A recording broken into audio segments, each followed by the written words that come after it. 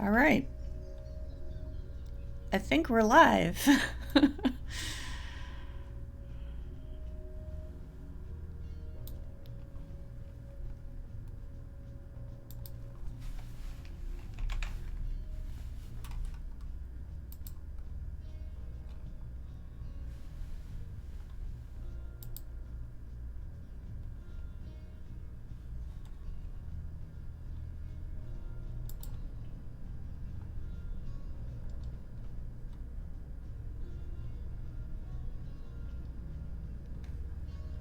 Alrighty. Okay.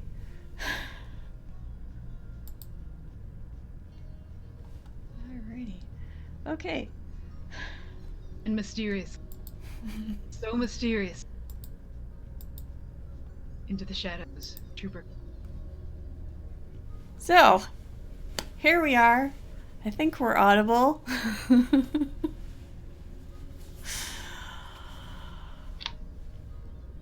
Thanks to everyone for joining me today. My name is Alyssa, also known as Origami Shuriken. I am your Stationmaster. And this is episode 1 of Sleuths, Spacers, and the Fate of Saltmaw.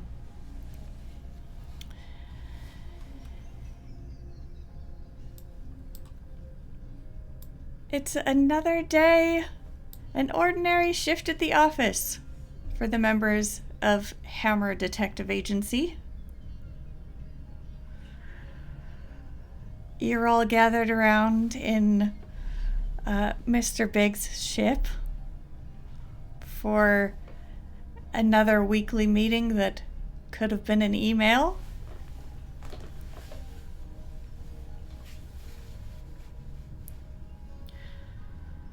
So, let's go ahead and introduce everybody, and we will start with Stiver. Hello. I had to unmute myself. How embarrassing. Hello, everybody. I am Stiver.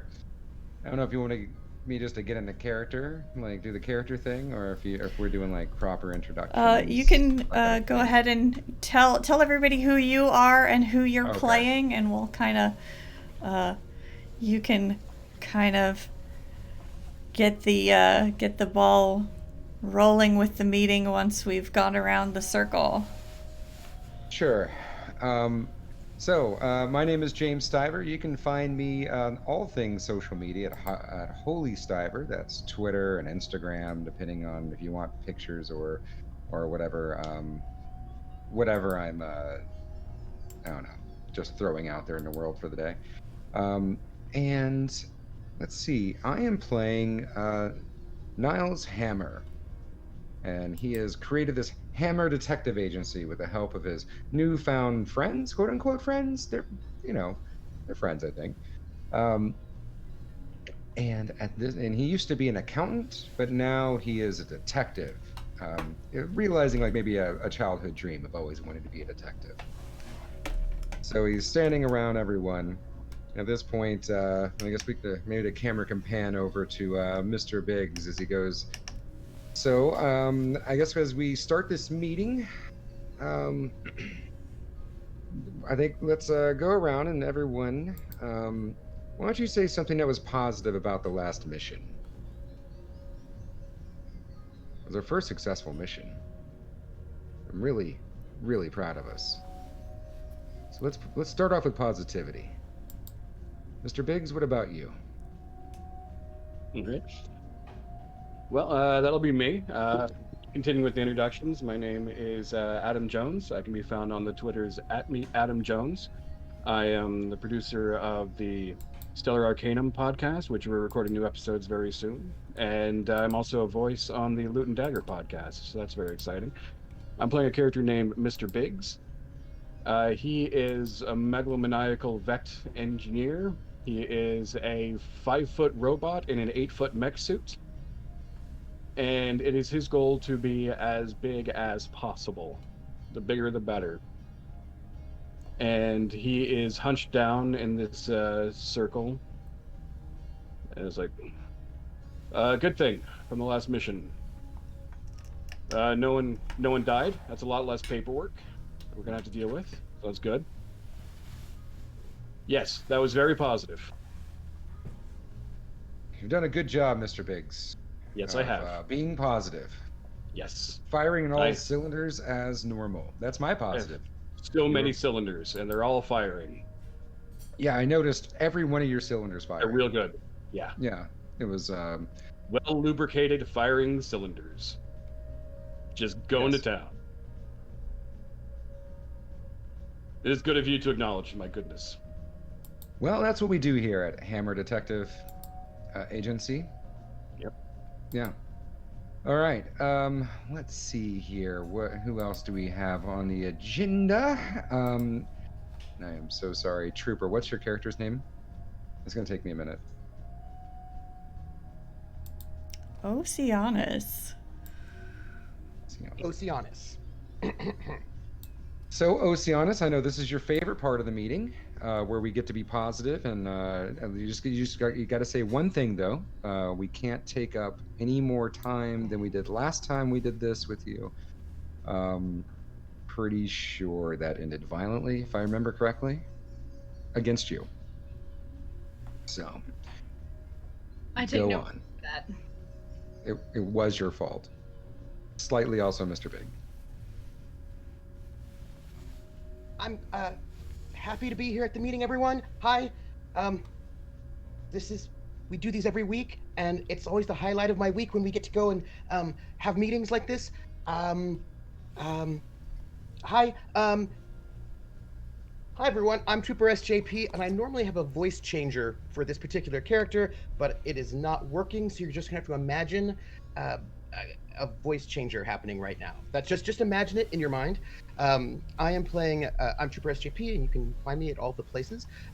Tonight I'll be playing Oceanus, who is a nautilid, so sort of like a sea elf, let's say maybe, but in a huge diving suit because we cannot breathe outside. we are amphibians, and got this huge suit. Sort of sort of tall but sort of lanky, but in a big, huge, bulky suit. And Oceanus is a plucky and earnest nautilid junior detective, so is very excited about learning how to be a detective and how to be really good at those things, and is very enthusiastic about helping the whole team do the mission. And so back in, gosh, a good thing from the last mission. Okay, one thing, but I can do one thing for every person, right? I'm sorry, but it's going to have to be just one thing, one person. We had to do that to you. And I'm sorry you did this to yourself, but we have to do it. We have to set some rules and then actually follow them. Right. Okay, so only one good thing, but that's really hard because everybody does so wonderful and does so many great things all the time. All right, that was your one thing. I think we're going to move on to the next person here. What do we have? Crabley, I believe you normally take up this spot. What would you say? Yeah, there's usually more of an interrupty energy going on, like there. Mm-hmm. That's how I do it. Alex, I will be for a crab con.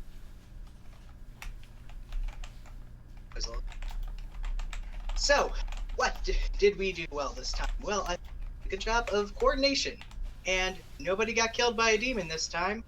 So, well done, everyone. Mm-hmm. All right. So if you notice in front of you, there are quite a few tiny little shot glasses of your favorite drinks. We can go and take a shot to that because I just wanted to go ahead and say, yes, no one was killed by a demon. It has been 1 This time. week. It has been 1 week since our last accidental demon kill. Are we going to bring this up every time? Every time? I am. We're being positive right now. I feel like that's This not is very the positive. I feel like this is turning very negative very quickly. Well, I think it's how you look at it.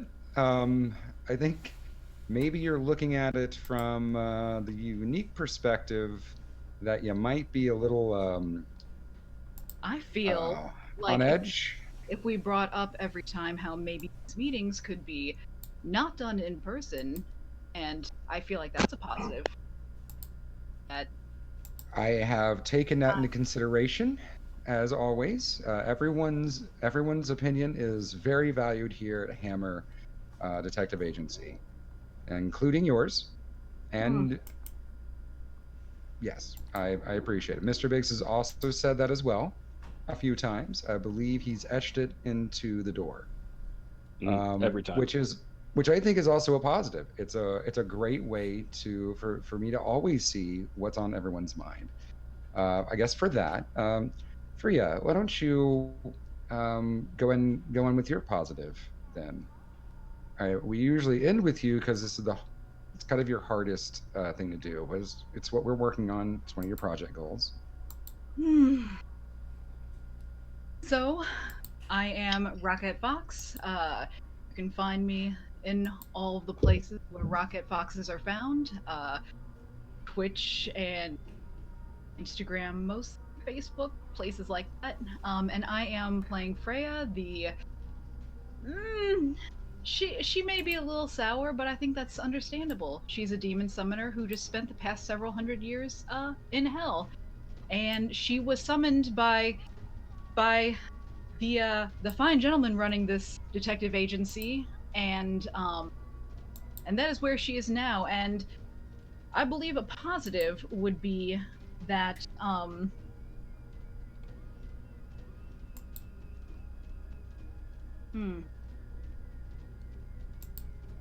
Oh. You're still not in hell. You seem to like that.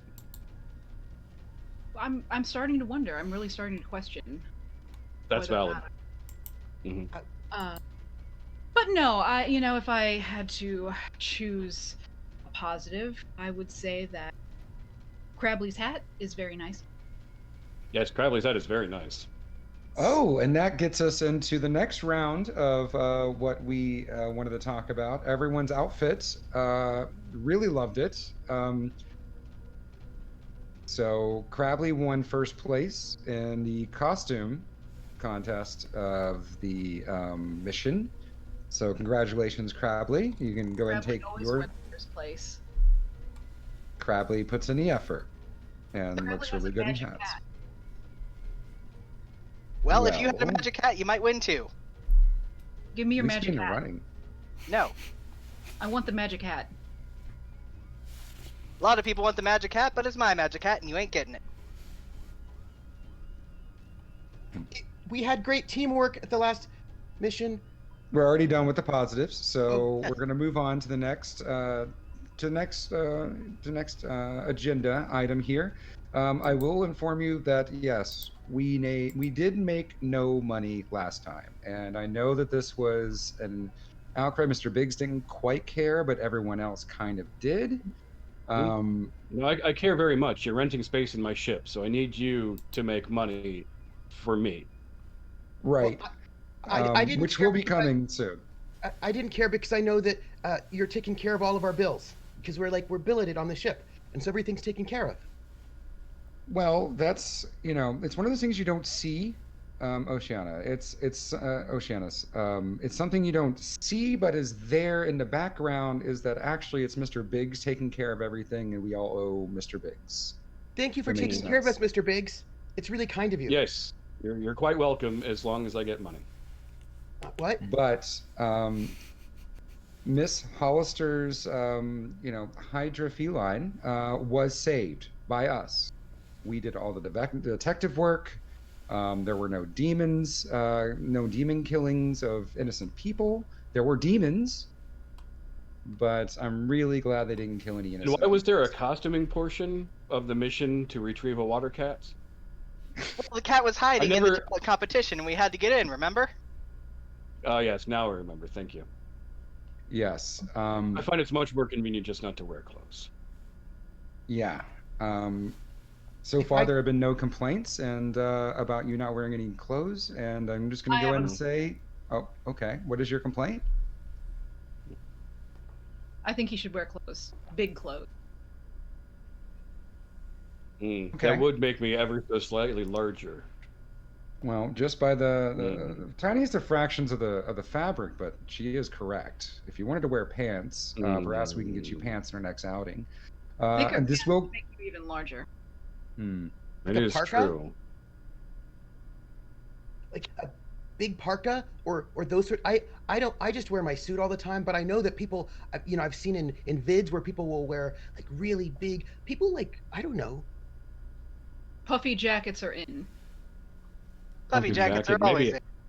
Maybe a puffy long coat that's even larger. Yes, and a top hat. And a top hat. Perhaps we should get you a top hat for our next mission. Oh, that would increase my size by at least another foot. It would, depending on the top hat. But But we do have to worry about.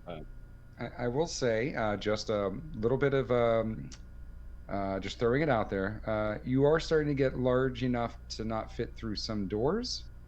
There's going to be an awkward transition period in between me being small enough to fit in somewhere else and me being large enough for people to fit inside of me. So there's going to be that awkward transition period. Sure, we've talked about this. I'm just letting you know that there might be a time we have to ask you to just stay outside and just, I guess, watch the door as we go inside the door, unless we can figure out a way for you to get inside of a room when you get that size. I find making the door larger often works. I agree with it. Have you thought about expanding longwise instead of just up? Like a big old. Really, in all directions. What? No, I haven't anticipated a centipede-like direction, but. Just saying, more legs, more better. Thank you.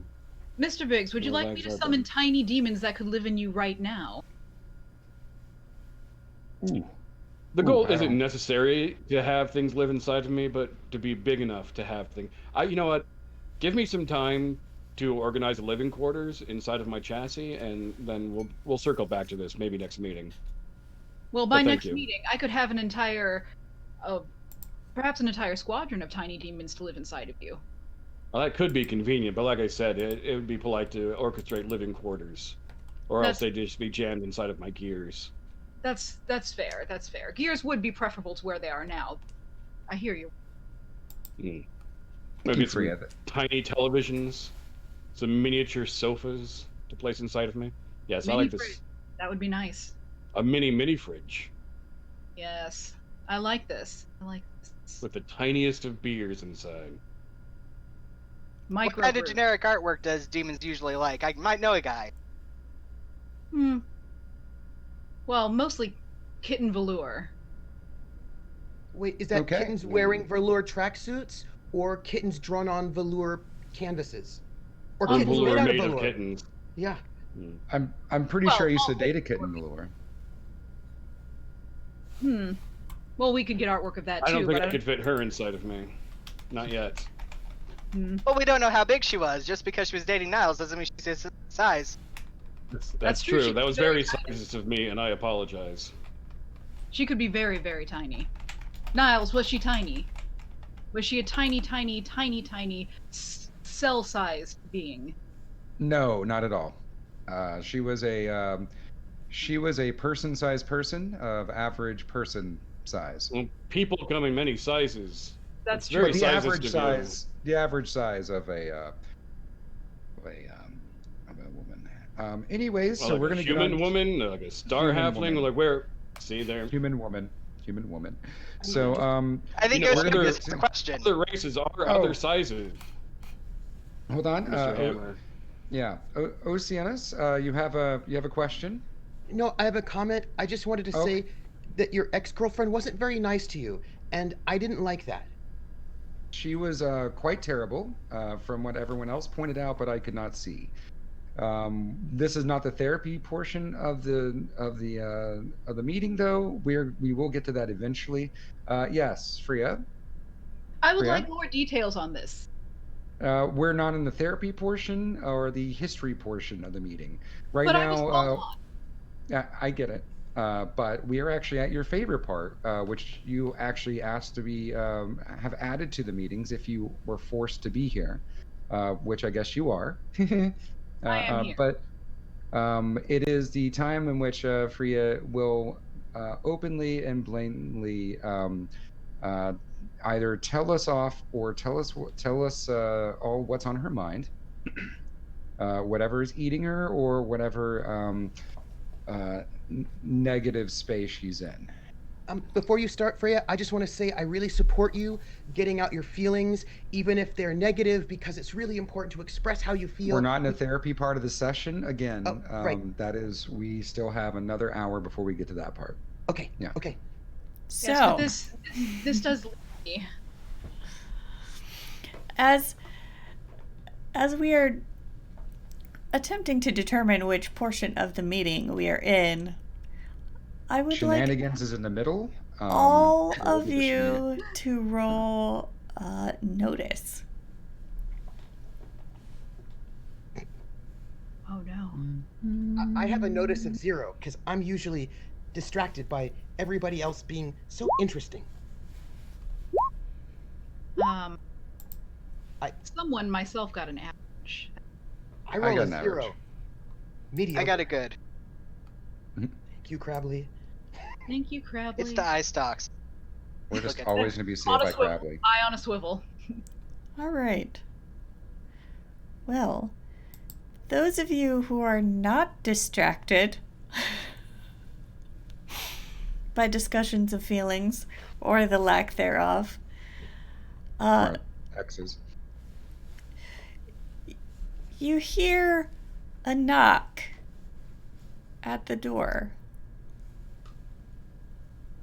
Say, I think I hear a knock on the door. Oh, well, that's not on the agenda, but I guess let's see what's going on. Everybody, look sharp, look professional, just in case. He's all right. Let's cross our fingers that this is a money thing. I don't like that it's interrupting my portion of the. We can get back to what you like to call your Hellfire Bitch Fest. Okay, we'll get back to that. I promise. Yes, Crabley, open the door. I can do it. No, wait. Let me open the door. Oceanus, please open the door. Okay. Fine. Thank you. Open the door. Press the button. Oceanus, you open the door, and outside, you see a gnome, a rather familiar-looking gnome, with a top knot and goggles and a corsage and a utility belt. And they keep glancing over their shoulder. Welcome to the Hammer Detective Agency. Well, come in. How may we help you? Would you like a glass of tea? Yeah, tea would be great. And Oceanus, you recognize this gnome as Fritz. Where do I know Fritz from? You know Fritz from the crew that rescued you from the vessel formerly known as the Space Ghost. Mm-hmm. When you went to investigate some smugglers and got caught. I got smuggled. You did. Got captured mostly.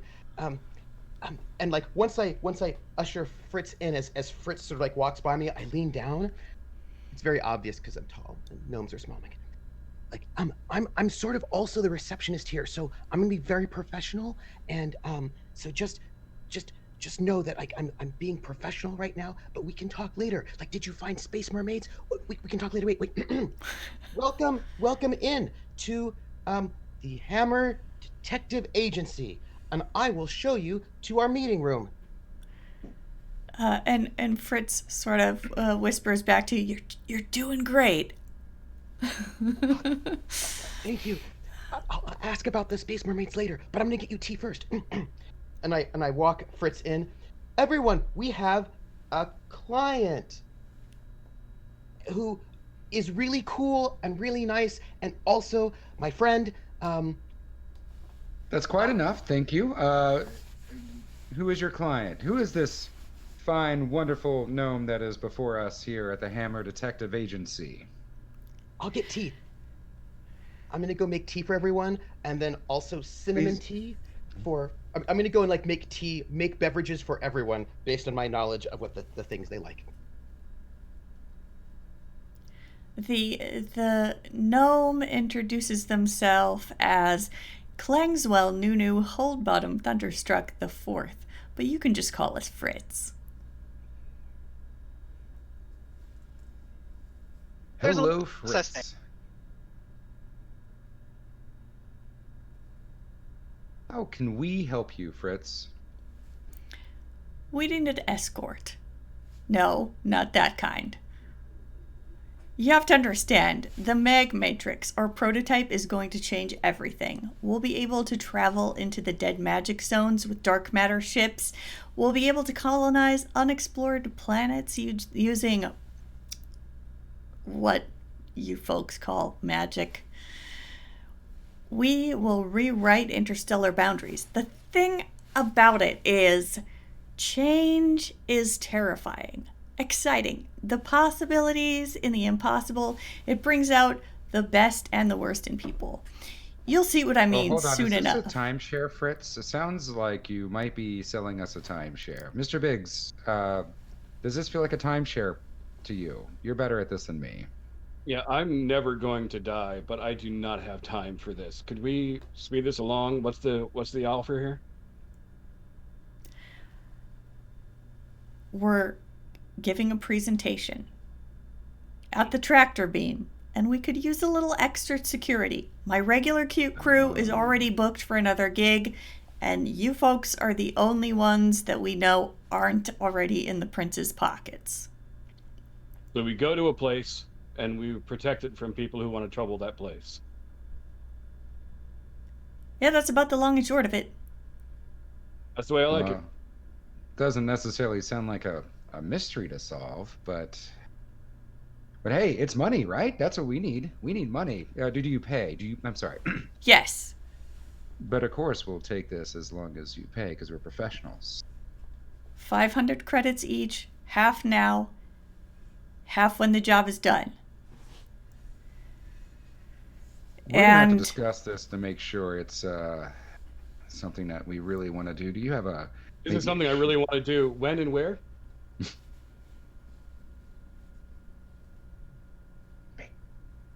Oceanus comes This back with a evening. huge tray. Comes back with a huge tray. Hi everyone. I have got beverages for everyone here. Also small lady fingers, but not actual ladies. Freya, just they're candies. They're just cookies. All right. So Freya, for you, I have Every time. a cinnamon tea because it's spicy like you. Also with extra sugar. That's for you. Okay. Don't say that out. Fritz, we need you to inner monologue this and just hand out the drinks if you don't mind. Oh, no, it's okay. And then Inner monologue. But for you, Inner monologue. Niles, Remember? with Just alcohol in it. It'll go faster this way. Tea with alcohol, because I know that sometimes you get stressed out and you like to have a shot of bourbon inside your tea, so that's for you. And Crabley, this one here is a really nice tea. I think you'll like it. It's got like a little sort of hint of like there's a little salt, but I actually got like sea salt because I thought you'd like that. And there's just little like marshmallows on the side. That one's for you. And then Mr. Biggs, oil, lubricating oil. I think that you like that best.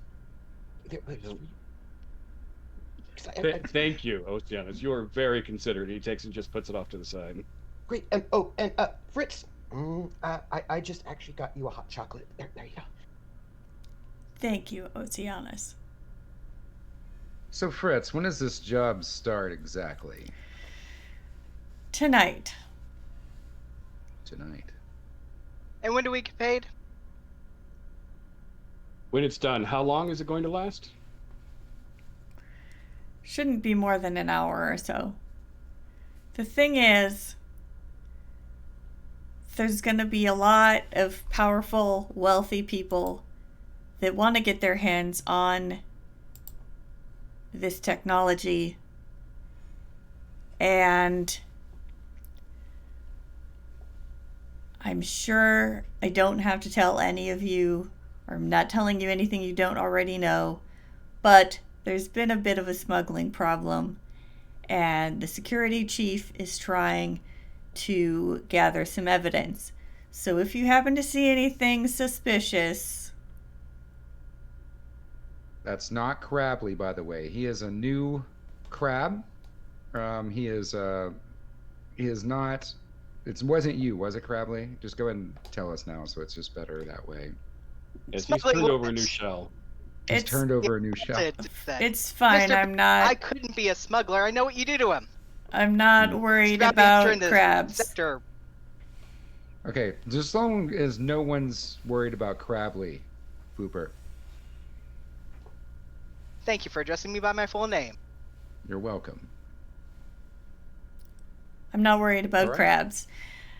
I'm just worried that somebody might try to kill me and take my tech.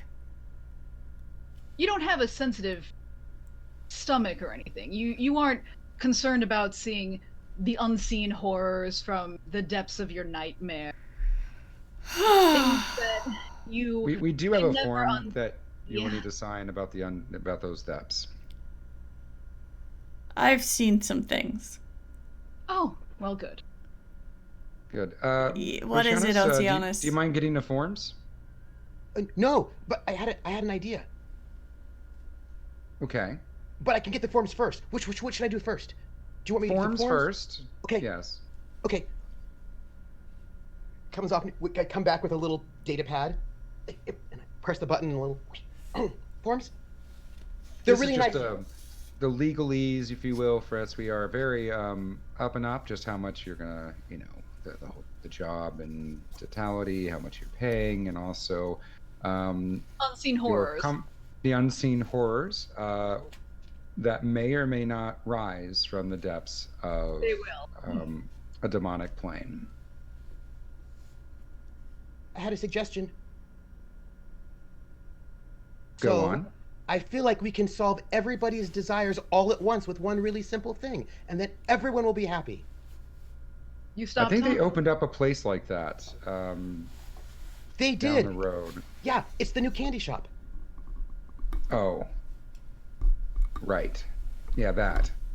That's No. exactly what I was thinking about. So if Fritz has some tech, right, that people want to have, and they'll kill him, and Fritz doesn't want to be killed.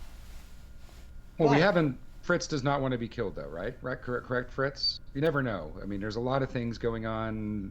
Sacrificial things could also be at play here. If that's something that's in your... I mean, that's the specific nature of the job, right? Is to Right. make sure they don't get killed and their tech isn't taken. Exactly. Yeah, So that- at least Just until Fritz the end of the specifically. contract, they don't That want to would die. be preferable.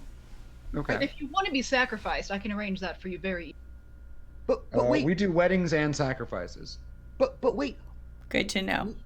Mr. Biggs wants to be big enough to have things inside of him, just to have things inserted inside of his body. So It's an inevitable consequence. We don't talk about that with general people, remember? We don't talk about that with general people? I think that's a What? nighttime. Why? But I mean, wait, anybody who could assist. right? But there's so many things I'm not allowed to talk about with general people. It's very confusing sometimes. But wait, we could just put the tech inside Mr. Biggs, and then, until the thing happens, we'll just hide the tech inside Mr. Biggs, and then they can't take it from Fritz. And then, Well, no, and then, we'll be guarding during the tech demo, and they can't demo the tech if it's inside of me. oh, We're gonna be like ushers. Unless you've got a hollow projector in there somewhere. Yeah, I'm sure I could, Which be but we only have great, an hour, so I probably could. Which would be great for the nightlife for Mr. Biggs, but not for this demo. no, but before the demonstration, if the tech is hidden inside Mr. Biggs, then Fritz will be safe before the tech demonstration. Well, we're not contracted for before the demo. We're only contracted during the demo. But Fritz is a friend, and we don't want Fritz getting hurt. Ever. You're right. It's in the contract. So, Fritz, what time should we be meeting you? And where? Fritz will list the time and place. So the tractor beam is kind of, it's basically a bar here on the station.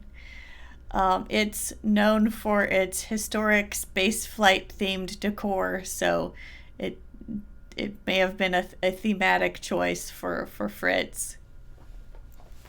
They've basically rented out the place to host their potential buyers / spy on potential bad guys that they're trying to get evidence on. So. Question. Yes.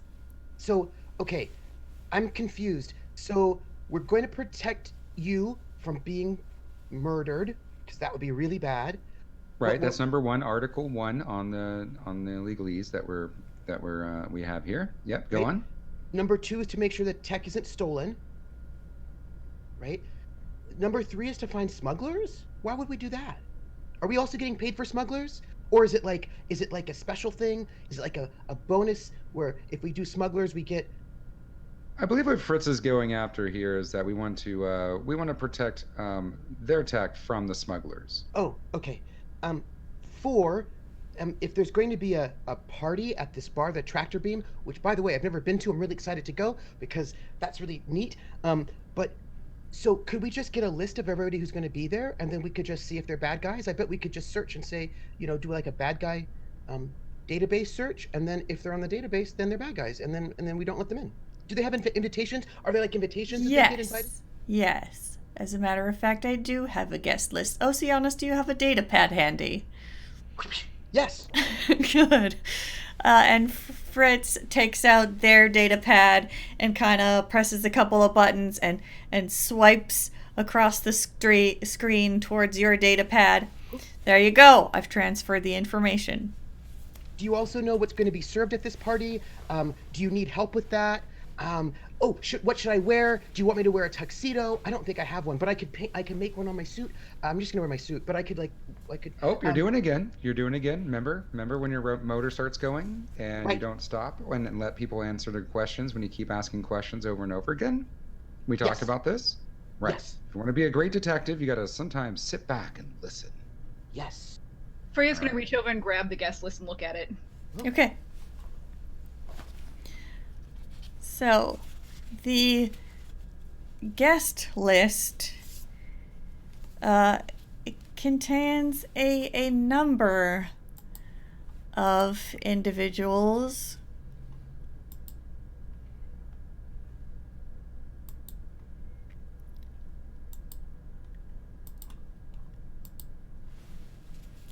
Including some halflings from Hearthmond, a couple of amoeboids, one of the members of the Planetary Council here on Saltmaw named Gellin Primewater, who's a merchant, so he's interested in the tech so he can travel to new places and sell more stuff. There is an elf from Astrogations Inc. who's interested in the tech.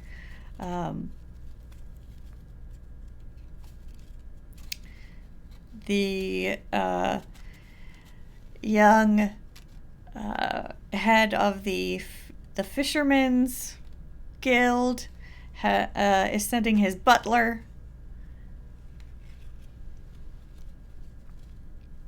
Not a lot of fishermen with butler.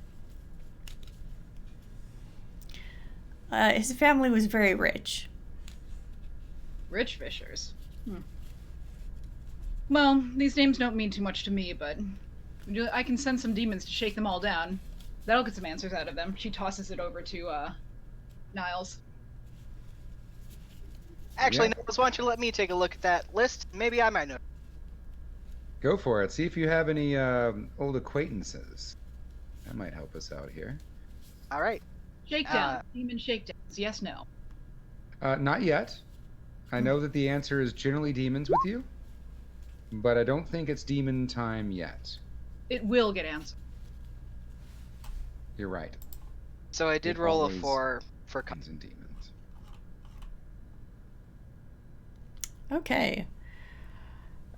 So you are probably aware of all the who all of the members of the Planetary Council are.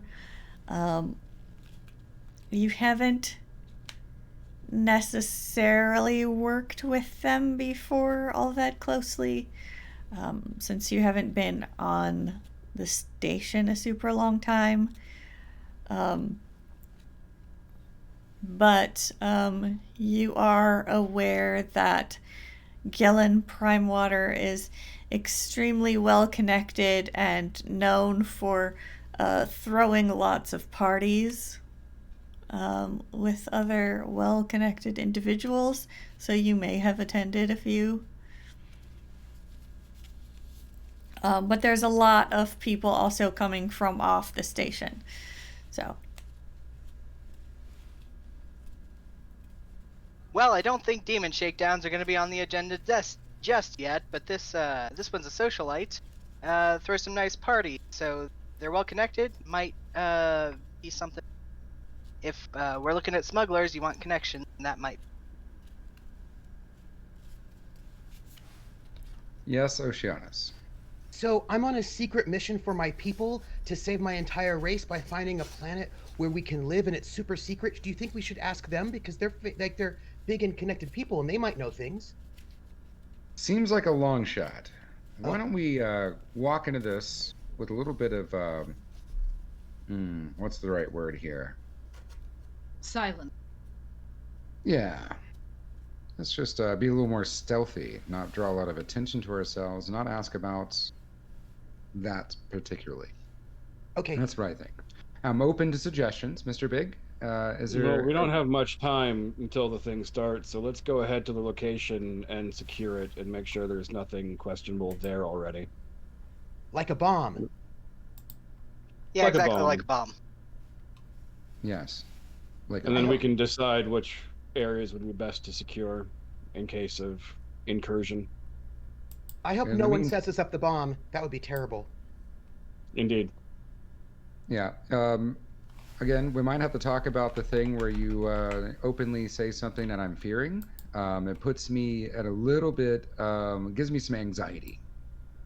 I haven't Those made that. parasites that are slowly eating you from the inside, starting with your Yeah. mind so you'll never know. I just That put more exactly. bourbon. I put Yes, more bourbon I'm in gonna his need tea. more bourbon, please. I want to need more bourbon, maybe some tea.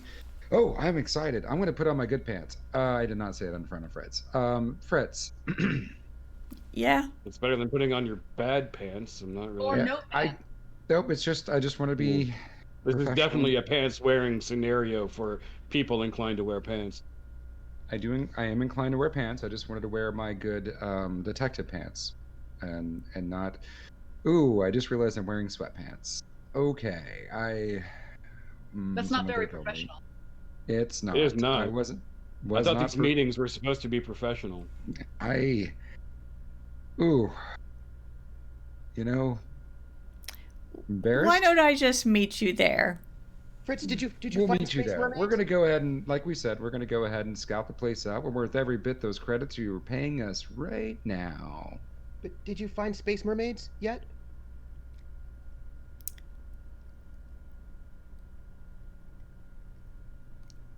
But I Not don't think you yet, found any- Okay. but we're keeping an eye out.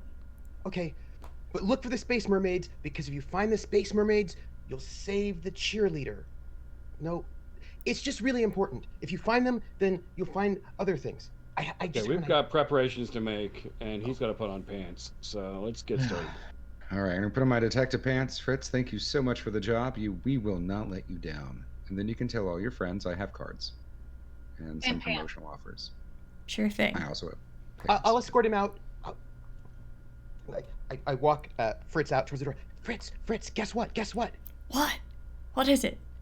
I left my original ship and I found this group, and I'm a junior detective, and they're my friends, and they let me do things, and they're really nice. Good. I'm glad it's working out for you. We did a whole mission and we found a hydrocat, and it was in the middle of this like pageant, and there were costumes, and it was really good. Sounds like an adventure. How's everybody on the ship? Well, know, Cole's keeping together. Rekamara's effervescent as always. Will you tell them that I say hello, and that I miss them, and that I give them good thoughts? Of course. They all miss you too. Okay. And don't worry. You'll be fine because we'll protect you and everything will be okay, and your neat tech will be really great, and maybe even your tech will help me find like the planet I need to go to. I certainly hope so. Okay. We'll see you at the bar, Fritz. Thank you for thinking of us. Thank you. We'll see you there. I come back to the group and I sit down.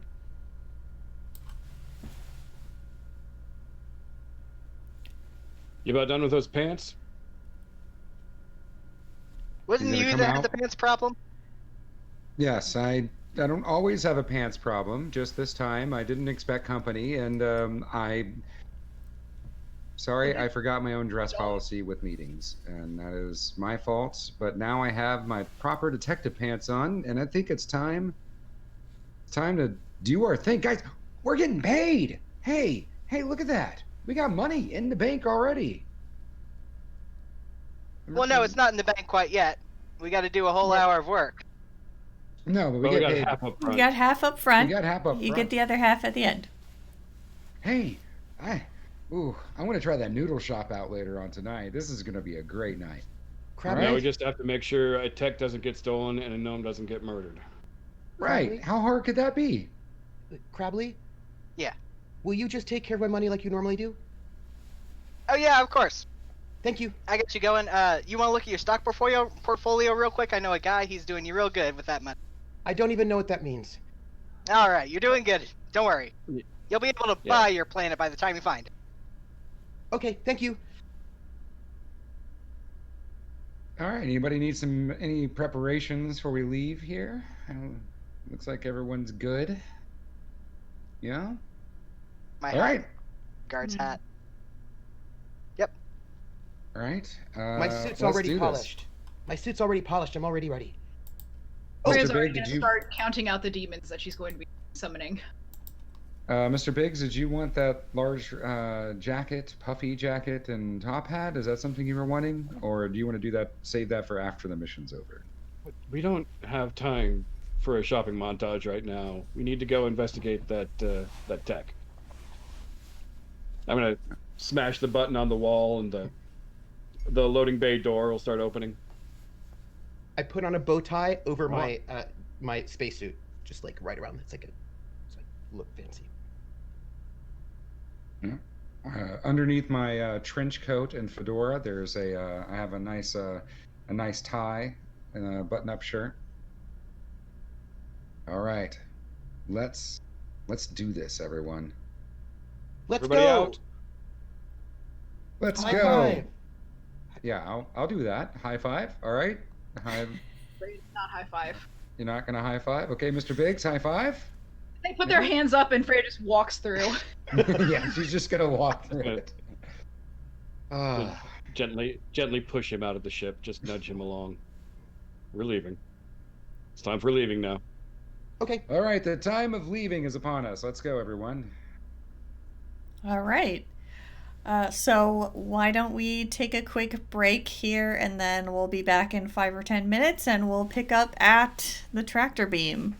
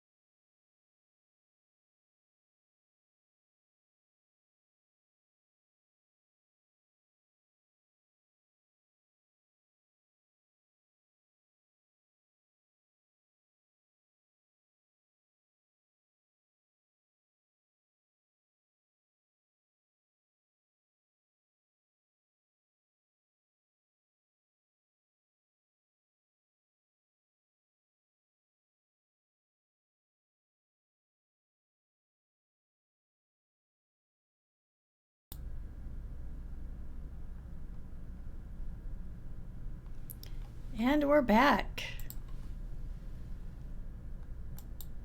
Yay! So, We're gonna make friends. Make friends along the way.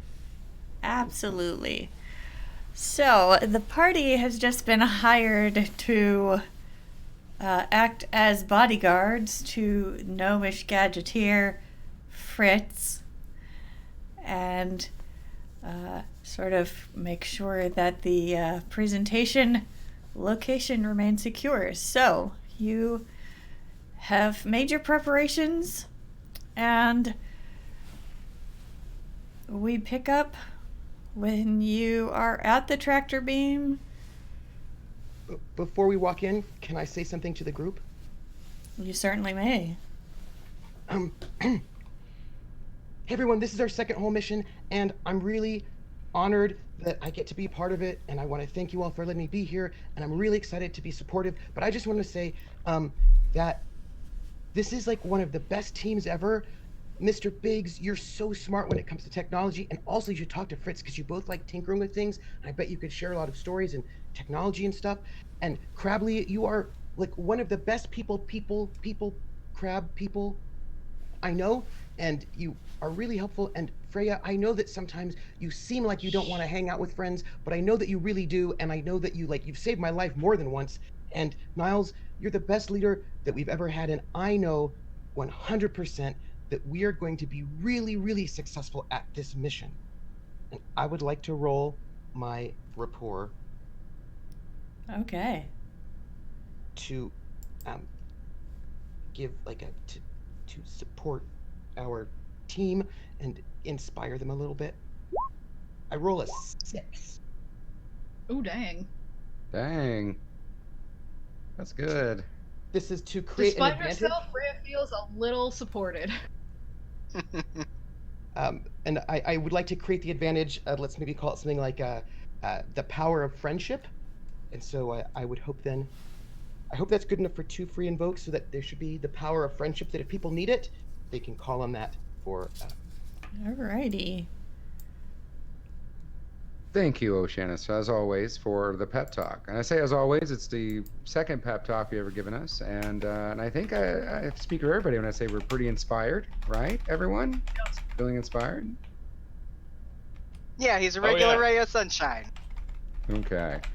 How much time do we going have for it. before? Yeah, how much time do we have before everything starts up? I would say about 20 or 30 minutes. You can kind of Oh, maybe between 30 minutes to an hour. You've got enough time to kind of sweep the place, make sure everything's secure, kind of get a read on the crowd as they're coming in. There's a few people that are already in the bar. Most of them are staff, and Fritz is Okay. there as well. because this is invitation only, right? Right. Yep.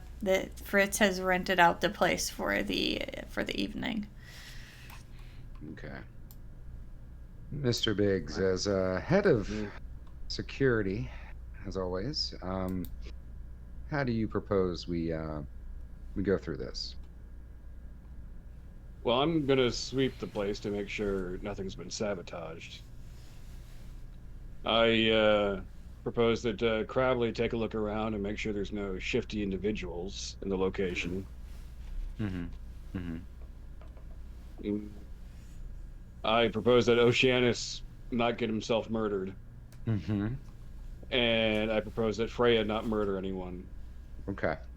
No promise. And I propose that you supervise everyone and make sure everything goes off without a hitch.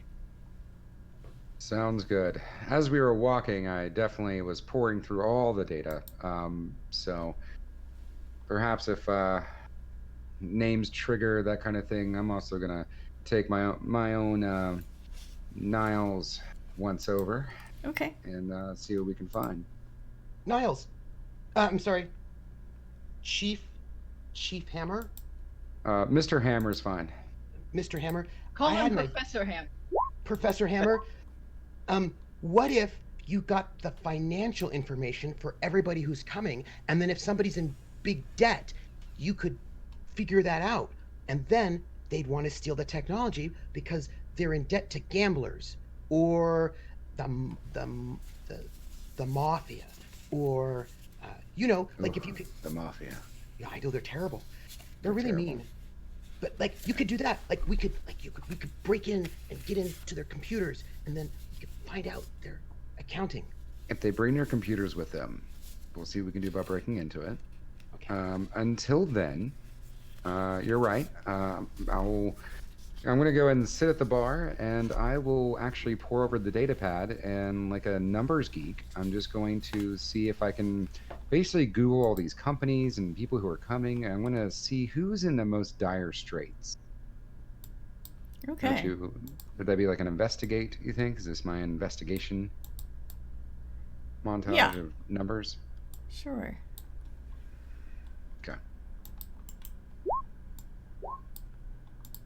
It's a 7. That's epic. It says epic next to 7. Excellent. You've been crunching the numbers. Excellent. I am number crunching like a madman. So I probably have like 2 or 3 data pads out, and I'm actually cross-referencing things. I'm just like all up in that data. You are. And there are a couple of names that probably stand out to you right off the bat. And that would be Kenny and Carrie Flopwig. Kenny is the chief data executive of the Galactic Bank. So he's kind of a glorified accountant. And yeah, and his twin sister Carrie is the vice president of the bank. Okay. So they're here, and they're kind of they're the number crunchers as well. They're the ones with the financial backing for everything that's going on. Yeah. For some things going on. Okay.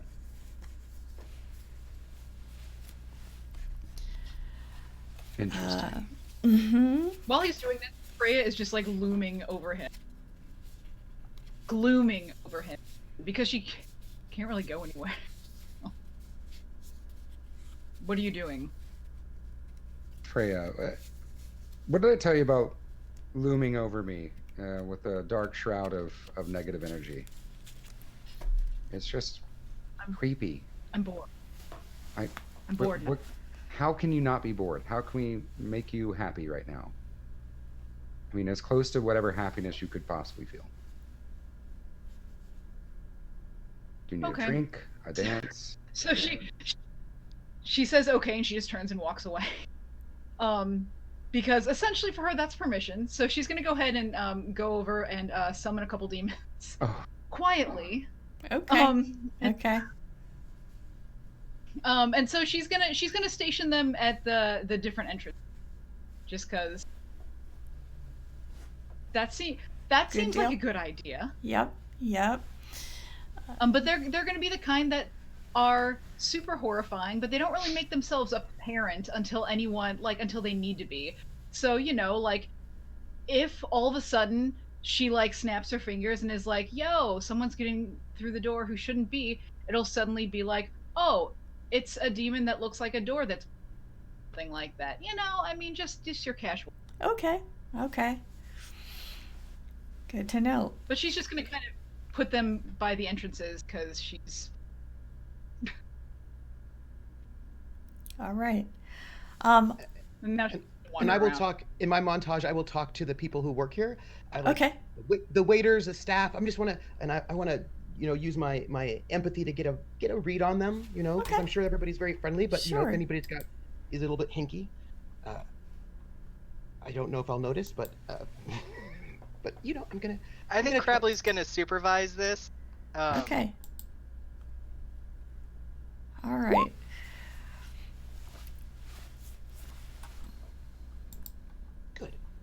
Good. All right. Good deal.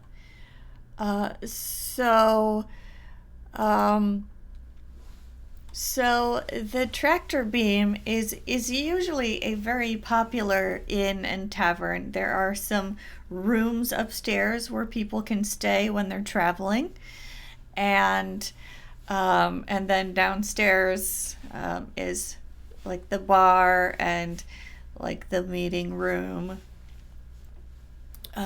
It's run by a young woman named Hannah Rist, a human woman, and she comes from a family of well-known lobster catchers.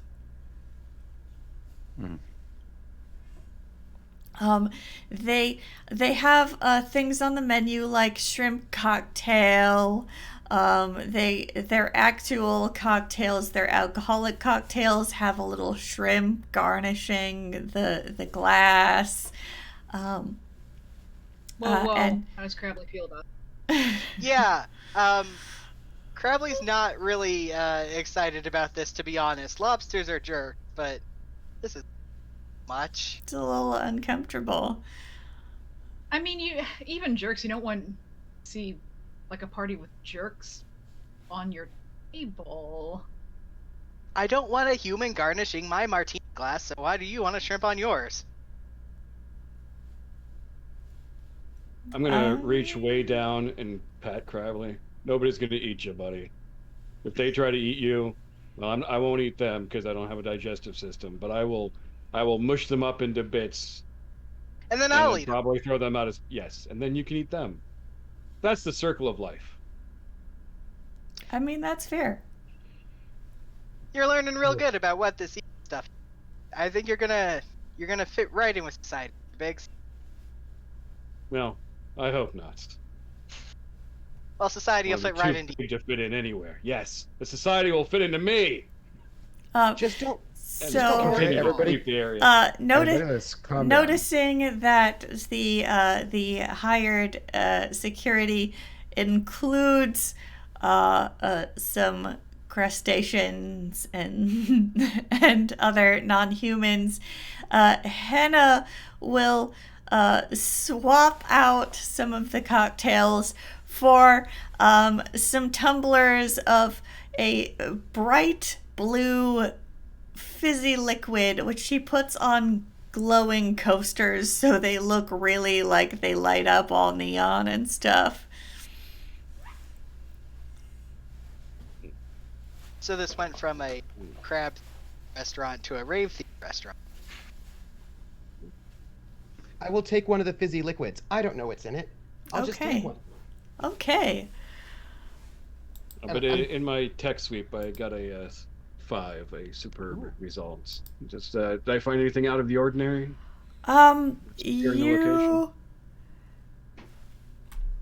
You do notice that there is that Fritz is having a little bit of trouble setting up the holo projector. It seems like perhaps there was a last minute replacement, and it's not the one they were familiar with. Okay. You want some help there? Well, normally I don't have a problem with this sort of thing, but it doesn't... Is that a yes? Yes. Is that a no? Okay.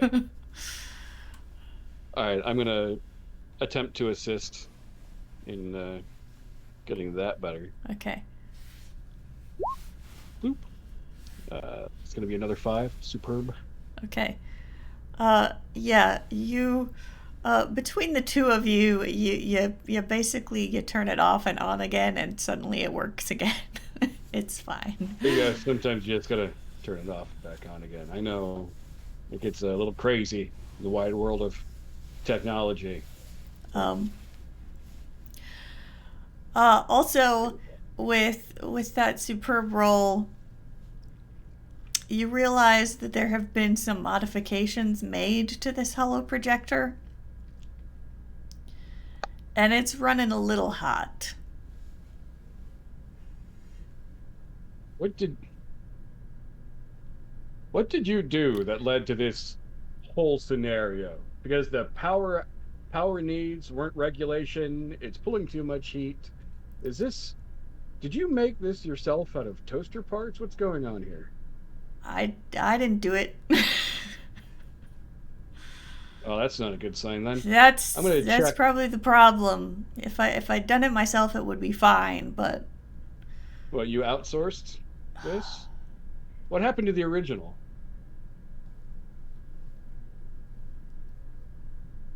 Hold on, why don't you get back about 50 feet and I'm going to take a look at this projector. okay. And I'm going to look for the bomb that I believe is in this projector. Okay. And what do you need from me? Just another tech roll? Yep. That should do it. Oh no. That's going to be a 2. Oh. You're pretty sure there's something in there? You can use the power of friendship for a bonus +2 if you like. Because it's out there. You know what? Why not? Do it. Let's do it. Okay.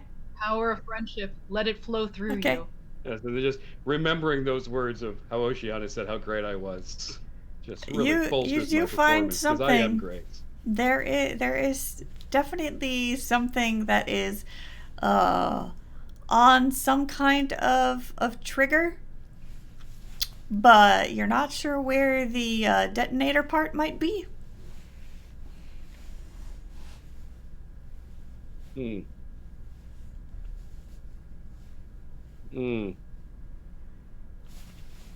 Yeah, Fritz, do you have a backup for this? How badly do you need this specific projector? It doesn't have to be that one. It Okay, I'm gonna needs go now. to be something. Okay, well, you look for a replacement, and I'm going to remove this. Can I start? Okay. Can you start? What? I was. Can I use my rapport to talk to the owner of the bar to see who might have had access? Yeah.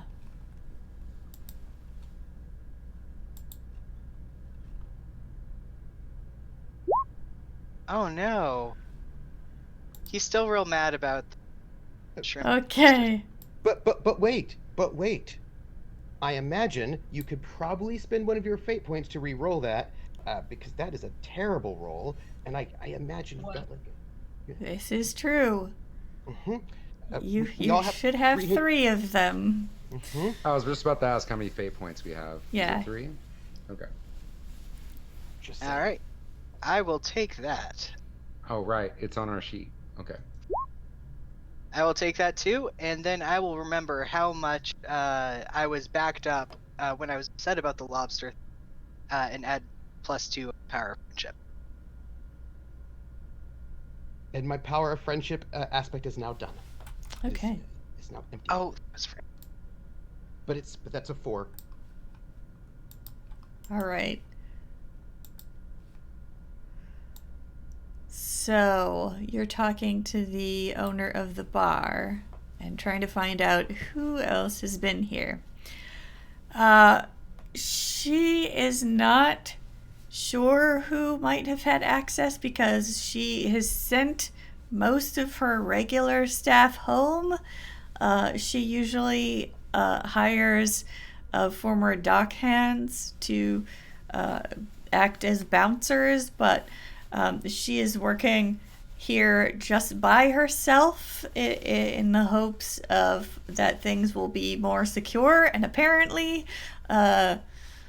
this was if somebody did swap out Fritz's equipment, it happened before it got here. All right.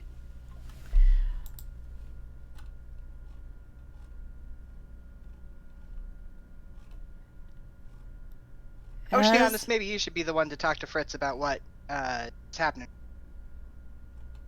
You got away with him. Okay, but what should I say? Come on, Fritz. I'll guide you through it. Okay. You got a personal relationship with Fritz, right? Yeah. Just be natural. Let him know what's going on. Okay. What's going But on? don't Freya just worry. like will appear behind you. You should try hypnotizing. Nope, we're not hypnotizing anyone. Not yet. Well, let's not take anything off the table. We're not taking it off the table, Crabley. I'm just saying that I think it's a little too soon for hypnosis. But I love the suggestion. Oceanus. As always. You said you took one of the bright blue drinks, right? Yes, I have it in my hand. Okay, you have it in your hand. There are swirls of like gold glitter inside this blue drink. It smells like flowers. Ooh. Have you taken a taste of it yet? Not yet, because I've been distracted by all the people, but I'm really excited for this drink, which I'm sure is not alcoholic in any way. Okay. You know, Shanna, what might help your friend calm down is maybe they also have a drink with you. I'll get my own drink. I'm going to pull out from my trench coat. I'm going to pull out a little whiskey bottle. Okay. I'm going to pour it in. On the other side of the trench coat, I have like a very tiny glass that I always carry with me. And I'm just going to go ahead and pour it in the tiny glass, put that in. I have like basically a liquor cabinet. And I put like a little bit of something else. I'm basically making myself like a little, whiskey. And I'm just going to keep that glass. I don't trust other glasses. Okay. Fair. I always just keep everything with me. But ice cubes in this other pocket. Yeah. Oceanus, you think Niles might get along very well with Cole? Yeah. So I'm going to take another one of these blue drinks. I'm going to walk up to Fritz with, flanked with my buddies. Everybody. Here's a drink, Fritz. You're doing great, Niles. You're doing great, Oceanus. Thanks. So Fritz, we have something to tell you. So there's something bad in your projector. I don't know what it is. It's a bomb. Or it's okay, calm down. Or it's a dead body. Or it's a tracker that if you put your data in, it'll automatically be sucked away into another universe where bad guys will take your data. I don't know what it is, but it's something bad. So we're gonna take your projector away.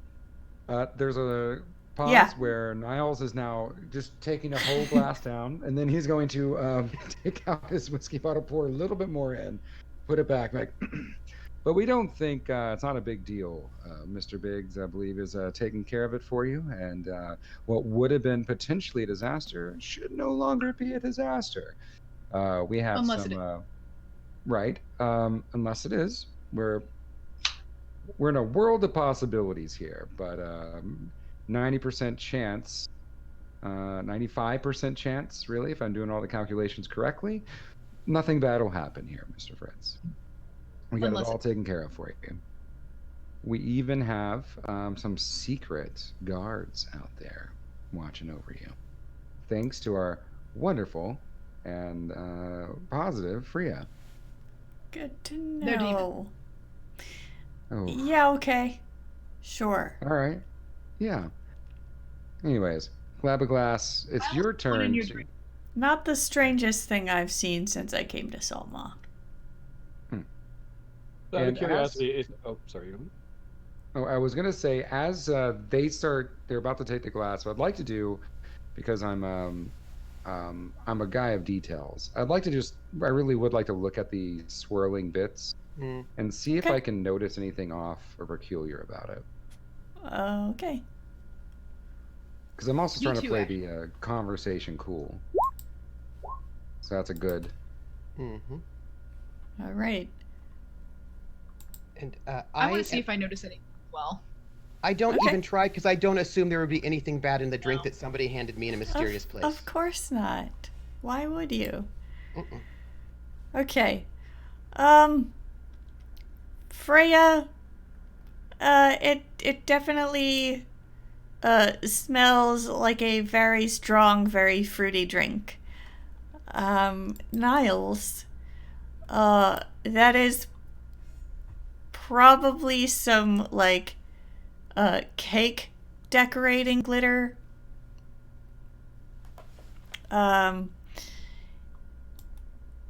It's alcoholic, and there doesn't seem to be anything like that shouldn't be in a cocktail in there. Okay. but you know, than you're cake glitter? probably not the sort who drinks brightly colored, like glittery cocktails. So maybe it looks like that should not be a beverage. Well, it's not my thing, but Yeah, it's what other people it's are not drinking, your so. thing, but it looks like a cocktail. So I'm gonna toast with Fritz, and I'm gonna be like, Oceanus, this is when we toast to our clients, and then we go about doing our job. All right. I'm gonna, and I'm trying to figure out, did Mr. Biggs leave with Yeah, the stuff? he or just- okay. Picked up the projector and just walked out of the room. Okay, so he's not there right now. It's like, everyone, you've got the room, you got the floor secure, right? Freya, if you don't mind, maybe hanging out at the bar. I guess you have to come with me everywhere I go, don't you? Because Got of it. the pact. Yes. We have a distance. Like there's like a Yeah. zone. Crabley, But if it'll make you you, uncomfortable. your job is to smooze like you normally do. I don't care if there's any extracurricular Crabley-like business. I don't care right now, but keep it at a minimum. All right? And also watch Oceanus to make sure that no one kills him. Like that last time. Yeah. Sounds like a plan. All right. I'm going to go see what Mr. Biggs is up to and see if he needs any help. So I'm going to go see where I think I probably saw him out of the corner of my eye, pick up the stuff and go somewhere else. Well, let's rewind a Freya's second. gonna go with Niles. Just Is on the ship, is there any sort of like a garbage chute that just spaces whatever you put in it? I mean, you could take it to an airlock. All right. Yeah, well, if there's no garbage chute that does that, There- I will there- absolutely take it to an airlock. Yeah. I'll just toss it in the airlock, close the door, space it. Okay. So there's just a projector in space somewhere. And I'm gonna go back to my ship and just grab a crate of parts and go back to the bar. Okay. Yeah, I guess at that point, I'm just like, I'll be waiting at the door by the time he gets back. Okay. Oh, hey. Hey, boss. all right, so what's going on? You got rid of, I guess, the bad projector, and you're going to have to make a new one? Is that the plan? Yeah, it shouldn't be hard. Okay. Do you need any help? From you? You know I got to ask, right? Just Oh. trying to be nice. Oh. I could hold sure. parts for you or hold a tool. You know what? That sounds so good and so helpful. Yes, please, boss. Why don't you help me build a projector from scratch? Absolutely.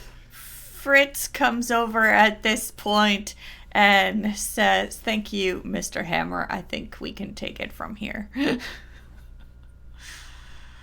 Okay. And they open a pouch on their tool belt and begin pulling out similar parts. So between Biggs and Fritz, you should be able to assemble a new projector in no time.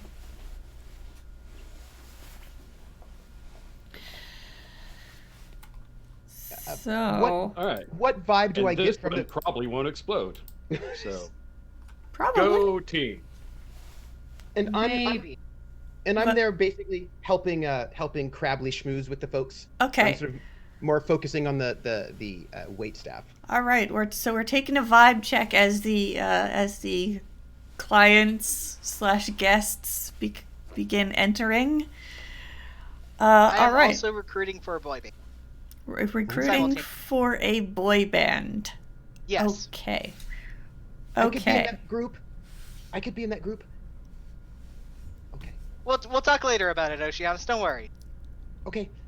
I've always wanted to be in a boy band. I can't sing though. I know you're but- very talented. Thank Don't you. worry, it's not that. Okay. Okay. So, the patrons begin filing in.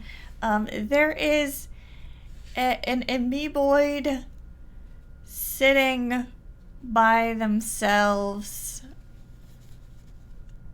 in an otherwise unoccupied row of seats near the stage. There is a large, well-lit booth that seems to be occupied by Fritz's notes, and yeah, it's just full of Fritz's notes and data pads and stuff.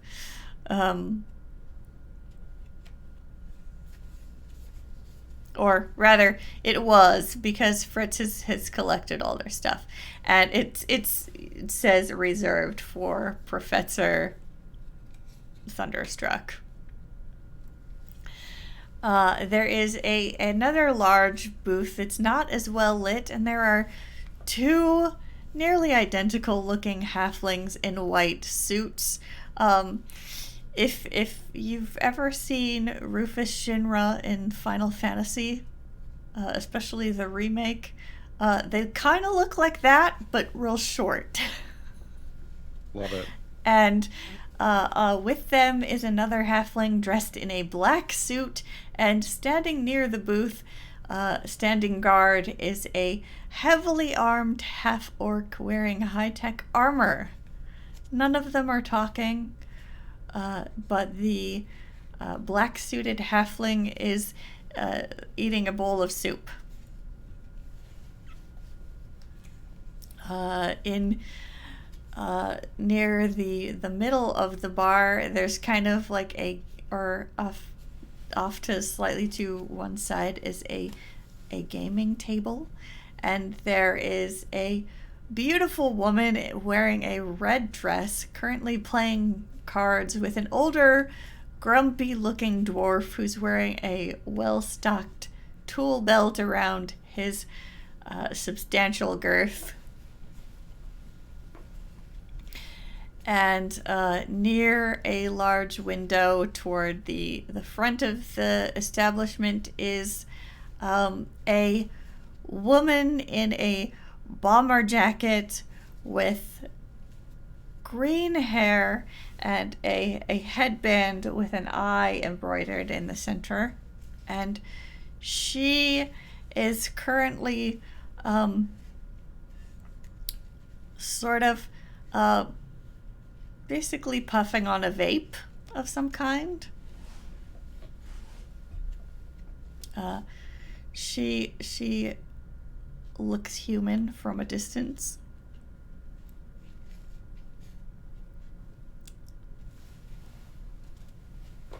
Okay, I'm gonna go ahead and oh no, sorry. Are you done?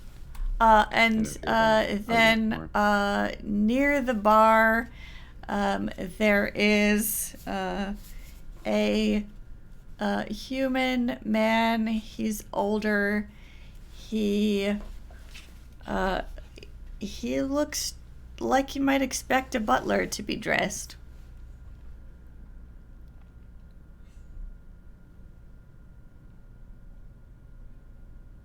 And at the opposite, he's kind of leaning on one corner, or standing near one corner of the bar, just kind of looking out over the room. And at the opposite end of the bar from him is an elven woman. She has big, round, silver eyes. She's got an elaborate, colorful gown full of like sharp angles and like detailed embroidery, and she is drinking one of the fizzing blue cocktails.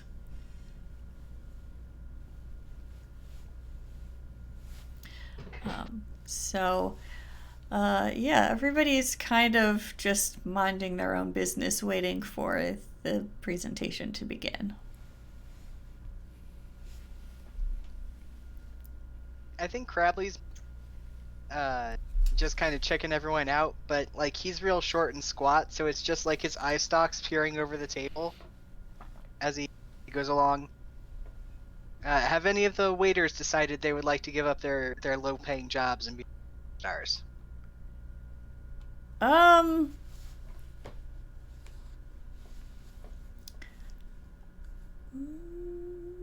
Make a rapport roll. to see how they feel about this proposal. Find out if they want it that way. Crabley just has to assure that, that he won't play games with their hearts. I feel like. Will they say bye to their current job? It sounds like they might. You get the feeling they're kind of temp workers, always looking for the next big thing. So you might have a couple of them interested. Freija is going to go over to the security orc, and she's going to offer him a drink, and then she's going to make an eyeball just like pop up from the juice just to see if she can come out. Okay. You approach the booth. The orc is standing guard. He kind of eyes you without too much concern.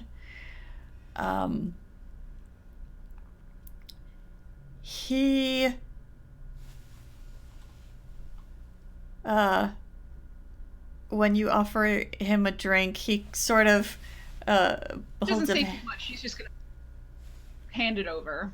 Oh, he tries to decline, but you just put it in his hand, so he's just holding it. And then she's gonna say to him, "What are you afraid?" I'm working. Well, don't you even want to see what I've given you? He glances down at the drink.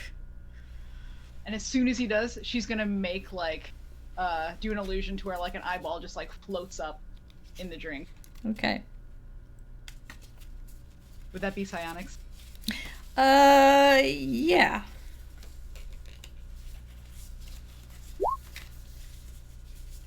That was a 4. It's a pretty easy trick. And a pretty convincing eyeball. It is. He kind of raises an eyebrow and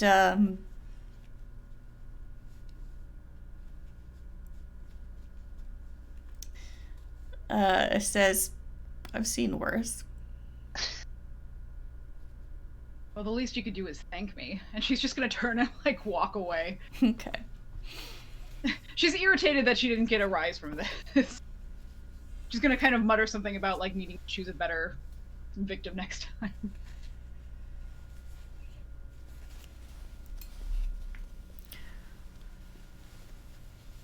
So, does anybody else want to schmooze with the guests? Now, is there actual tech here being demonstrated? Has that been brought out? There isn't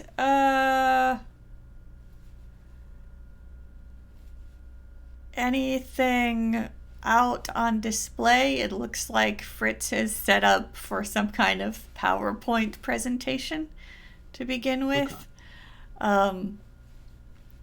If there is a prototype that actually exists, it is not it's not just sitting out in the bar. Okay. Well, then I'll go up to Fritz. Hey, you said part of this was making sure nothing gets stolen, right? Right. Where's the thing that needs to not be stolen?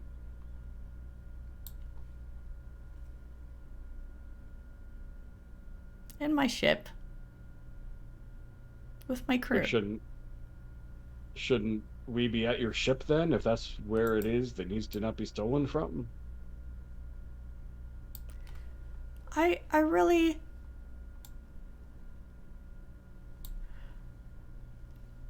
just need you to keep an eye out to see if anybody makes a move to steal what they think is in this case. And they sort of make a big show of setting it out on the podium where they're getting ready to give the presentation. Oh, okay. That makes more sense. And in that case, I'm gonna stand next to that case, like real menacingly, Okay, but like a bouncer in front of a room that you know you're not supposed to be in. yeah. Yeah, I'm gonna make a big show of making sure nobody gets next to this case. And I Oh, walk he up to does. Mr. Biggs. Sorry. I just walk up to Mr. Biggs. I was like, "Hey, Mr. Biggs. Hmm. So I had a question. Yeah. What was the bad thing in the projector? Was it a bomb? Was it a dead body? Was it a thing that'll steal all the information and send it to another part of the universe? What was it? I don't know. That's the Black's problem now. Oh, okay. Well, where did it come from? Yeah. But but wouldn't there be a difference between if it were a bomb or if it were like a data stealer thing? And then if it were a data stealer thing, we Oh could yeah. track it back to where it came from, or and then like a serial number, or Mm. Almost like, certainly. so we could figure out who did it, and then we'd win. That's not the job. Oh. Oh. Okay. Wait. So, do you know? Do you know who did it? Nope. Oh. But you could find out, right? Because you have the tech, and then you could figure it out. Oh, almost certainly. Yeah. Okay. So who did it? Mm. Oh. Okay. Freija's gonna come over and hand Oceanus a drink. Oh, thanks. Do you have one in each hand now? Yes. He's double fisting it. He's really the party Oceanus. animal of the group. Oceanus, don't you want to see what it is I gave you? You gave me a drink because you're my friend. But don't you want to look at it? Okay. Hold up. When he to my looks, body. no, look into it. Look into from the top. Look into the drink from the top. Look in, and then she's gonna do it again. She's gonna make an eyeball. Swear to God, this is gonna work. An eyeball pops up from this Bloody Mary. I'm gonna roll my defense, but I'll be using my special. This time she's really just like focused on his reaction. I'm gonna use my special. I suppose this will be will that I'll defend with. But I don't really have a good will. But I roll a 2, and I'm like, oh hey, I don't know if you noticed, but there's an eyeball in here. You should be careful. Somebody's putting eyeballs in things. Yeah, I don't think that's up to health and safety standards. She's gonna snatch the drink back and just like stalk off. Oh, Maybe it's a garnish. maybe they put strange things in drinks here. Do you There was think it's shrimp on one of them. Why couldn't there be? I know. I wonder whose eyeball it was. I bet if we find the person without an eyeball, we'll find whoever did the thing. I'm on it. I'm gonna go off and try to find Niles. Niles is right now, if he can. Kenny and Carrie were pretty obvious that they're here. And I think he's going to fanboy all the accounting, number crunching. So, like, probably at this point, like, he just introduced himself. He's like, "Hi, I'm Niles of Hamber Detectives Agency, but also I used to be an accountant, and I just want to say I've looked up all of your records. They look amazing. The asset management that your team is bringing to the table." Oh, and he's just going to kind of nerd out with them over banking things. Mm-hmm. I personally don't know a whole lot about banking things, but but that's what Niles is doing right now. All right. So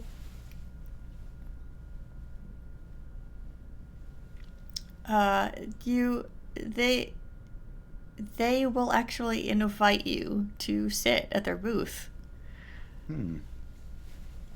I will, and I'll bring out my drink from my jacket. I will also mention with your earlier role poring over all of that data, you also are aware of the person who's probably in the most dire straits financially, who is planning to attend this presentation, is a man named Obrick Dralian. And he used to be on the Planetary Council here on the station, but lost most of his money in a venture where he purchased a fully automated ship to make a trip out into the galactic frontier, and set up a business out there, or make supply runs, and he did actually hire a Vect to pilot the ship for him, but the ship disappeared and was lost in space, so he lost most of his money, and then he lost his seat on the council to his longtime rival Gellin Primewater, who is the other merchant who is attending. Right, Gellin Primewater. You're right. Okay. Gellin's the more successful one. Yes. Albrecht is the one who lost his money. Yes. I'm currently sitting at a table with the twins, nerding out over accounting stuff. Yes. Okay. So as the conversation kind of comes out, I guess at this point, that's when Freija kind of comes over.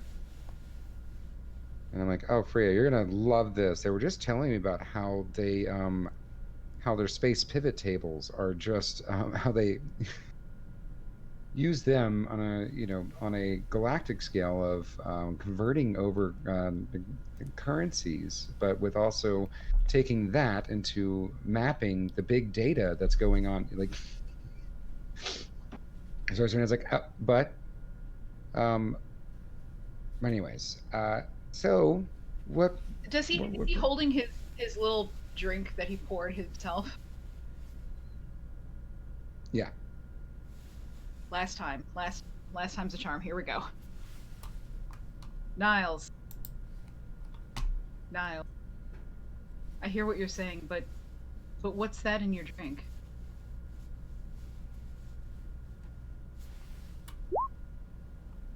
Oh, it's getting. Niles, would you? Oh yeah.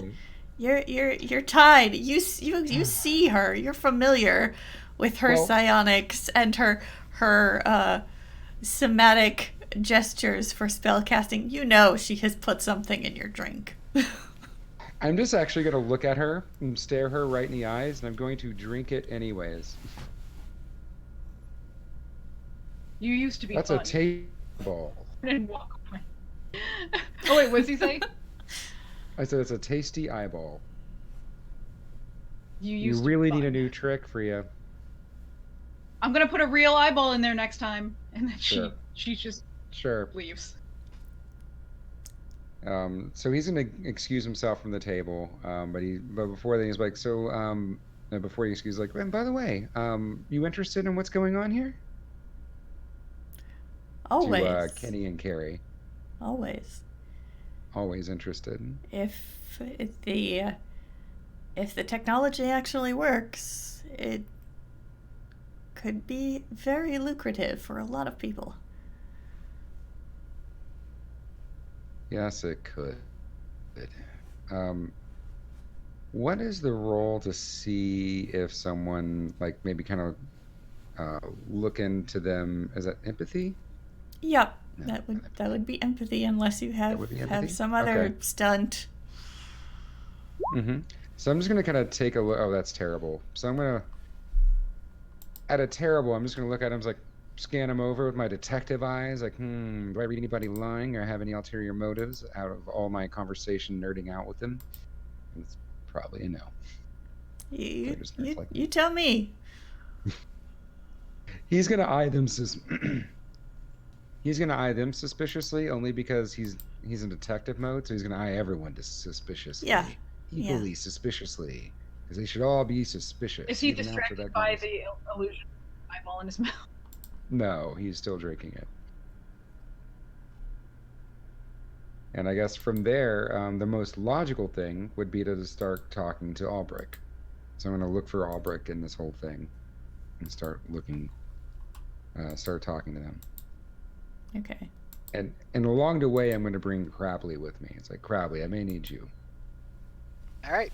You want me to do the old razzle dazzle? If I can come off guard? Yeah, let's do the razzle dazzle. That was great last time. Do a little razzle dazzle. I'm going to need an extra pair of eye stalks, you know? And you got them. All right. And I'm going to, along the way, I'm going to tell him, like, look, out of everyone here, Albrecht has got the most benefit from gaining this kind of technology. Pretty solid lead. I think so. Wow, you did a detective thing. Good job. Wow, I think that might be the first time ever. I think it might be. Congratulations, boss. This is why your name's on the door. Exactly. Also, I put it there. Well, technically, Mr. Big put it there because I did not put it there, actually. No, I just asked him if it was okay, and then underneath that is where he put all the profanities. But it's fine. Well, his handwriting. He does have beautiful handwriting. Word porn. That's what it is. Wouldn't know. And while those two go to interview Obrecht, I'm gonna pull Freya without just like in that like we're gonna do a thing because we're friends, and I'm gonna have her. We're gonna walk together whether she wants to or not because I'm just excited, and we're gonna go and play poker with those fun people. Okay. The cards. They're just playing cards. We're gonna just join and play cards with them while that's going on over there. Because I like to do things. Yeah, she'll willingly this. But that's what we're doing in the background. We're gonna be playing cards in the background. And I'm sure we'll not go badly.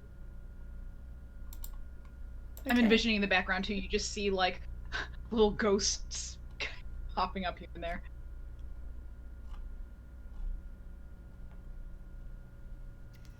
All right.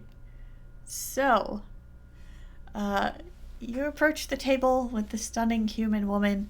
Her carefree laughter cuts through the other conversations in the bar. And across from her sits a miserable-looking old dwarf with a scowling expression that suggests he just lost another hand.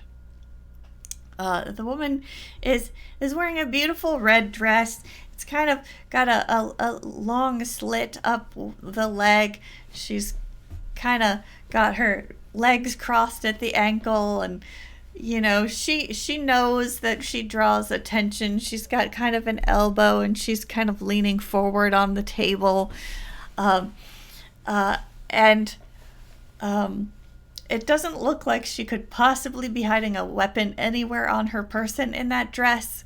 But as you approach, the dwarf's scowl fades a bit, and he cracks a toothy grin and says, "Well, another hand, then. Odds are I gotta win sometime, and I ain't entirely broke just yet." So he kind of straightens his jacket and reaches into a pouch at his side, and you can see, kind of half concealed under his jacket, he's wearing a very strange looking pistol at his hip. But he doesn't grab for that, and instead he pulls a green gem, a sparkling green gem, out of a pocket in his utility belt, and sets it down onto the table and starts shuffling the cards again. We're gonna play too. Hi. Really? I gotta... And the dwarf starts to grumble a little bit, but Carmen kind of pats his hand as he begins redealing out the cards to include everyone. And she says, I don't mind the extra company. It's always good to meet new people. And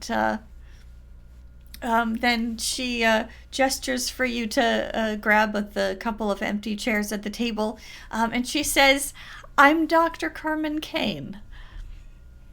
I'm Oceanus. I'm secretly doing security here. We're going to see if there's anybody who's like, going to do something bad. Oh, really? That's fascinating. Mm-hmm. But it's sort of secret. Freya, I'm just here. Pleased to meet you, Freya.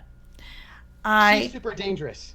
She kills people. I saw you talking with the professor over there, and I hope you're getting paid as well as some of the bodyguards in this room. And she sort of nods her head in the direction of the heavily armed and armored half-orc that's guarding the halfling table. Oh, we're getting paid 500 credits, 250 up front, and then 250 when the mission's over. You know, it's really good that you talk about how much you're getting paid. It helps to make sure that people don't cheat you out of a fair wage. Right. That's a fair wage, right? Yeah, it is. So, yeah. What is this game? So, what brings you here, Doctor?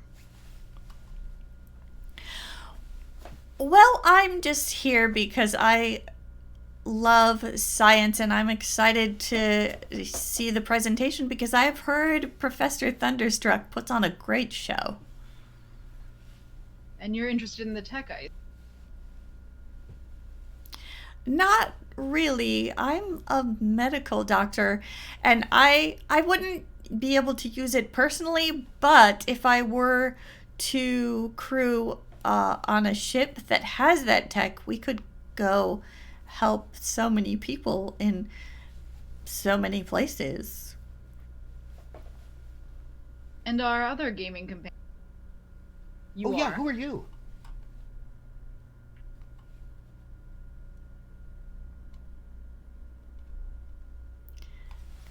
Well, this is my friend Círdan Blackforge.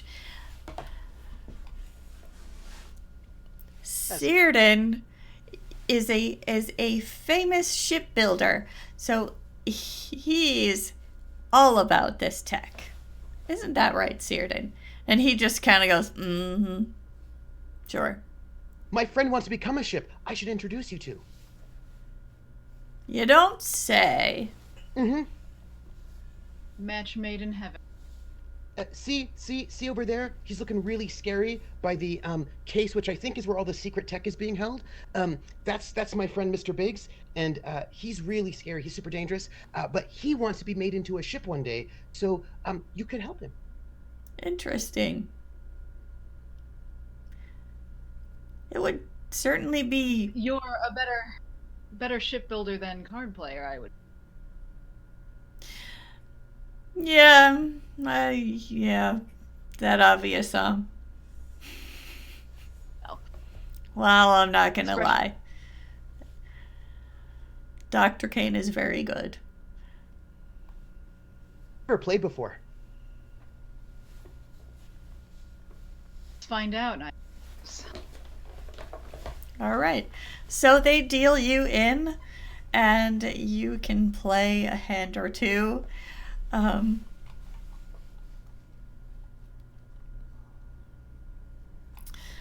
And then Fritz takes to the stage.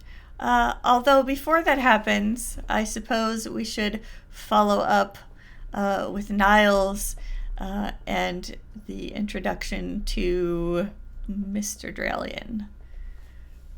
So you make your way over to Obrick, and he is a human gentleman. He's got tawny brown skin, coily gray hair pulled back into a short tail at the back of his head, and a neatly groomed mustache. He kind of looks like Shepherd Book from Firefly. He is just kind of sitting as far away from Gellin Primewater as he can comfortably sit. I imagine, yeah. Okay, so I go up there and I'm just like, Mr. Albrecht, I presume. That is me. By the way, this is my associate, Crabley Booper. My name is Niles Hammer. I'm from Hammer Detective Agency. Nice to meet you, Mr. Hammer. Nice to meet you. Here's a business card in case you ever need anything. Oh, thank you. He takes the card and glances at it and tucks it into his vest pocket. So what brings you to this event? What's your key interest here, Albert, if you don't mind Well, me asking? I am trying to rebuild my business. I've been a bit down on my luck, but I recently my lost ship was discovered out on the galactic frontier, so I have recovered a bit of the money that was invested, and so I am looking to reinvest that elsewhere. No, I'm glad to hear that. I did hear about your ship, and I'm so sorry that it happened to you to begin with. But now that it's great to hear that this your lost ship has been rediscovered. Was that on my data pad? Yeah, it is fairly common knowledge that his ship was lost in space, and it probably also made the news that it was found. And Okay. the famous Vect pilot, Trimaxion, has returned to the station.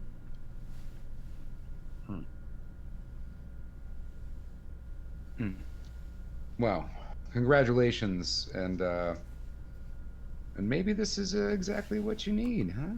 I'm here just scouting around some clientele, obviously, if anyone needs anything done or investigative work.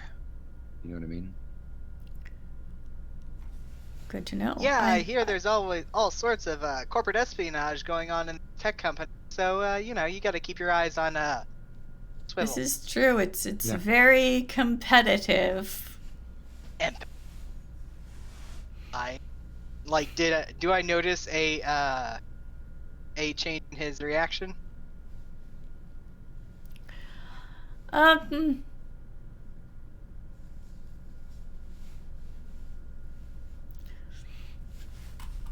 Go ahead and make an empathy roll to see if you can kind of get a read on him. I'd also, because I have a skill in empathy, can I give him advantage? Sure.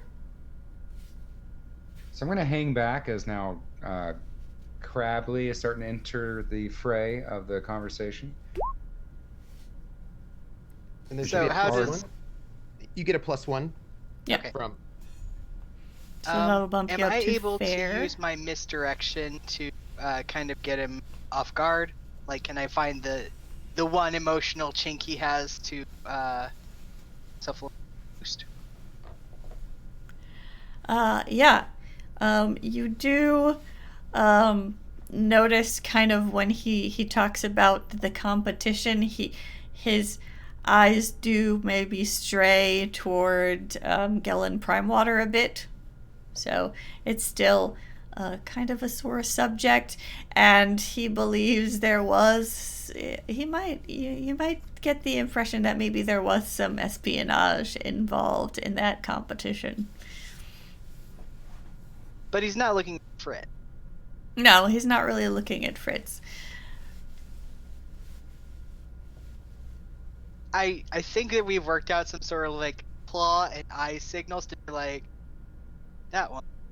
Yeah. So I'm gonna be like, so, as I'm kind of scouting around clients, I hear Gillian's actually maybe in the market for someone my services. What do you I like to look. I like to ask around, about the practices of different people. And I don't know exactly, but I hear that you've had some run-ins with Gillian. Can you get any opinions? He's a very ambitious man. He acts like a dandy, but he's much more shrewd than he lets on. Oh, really?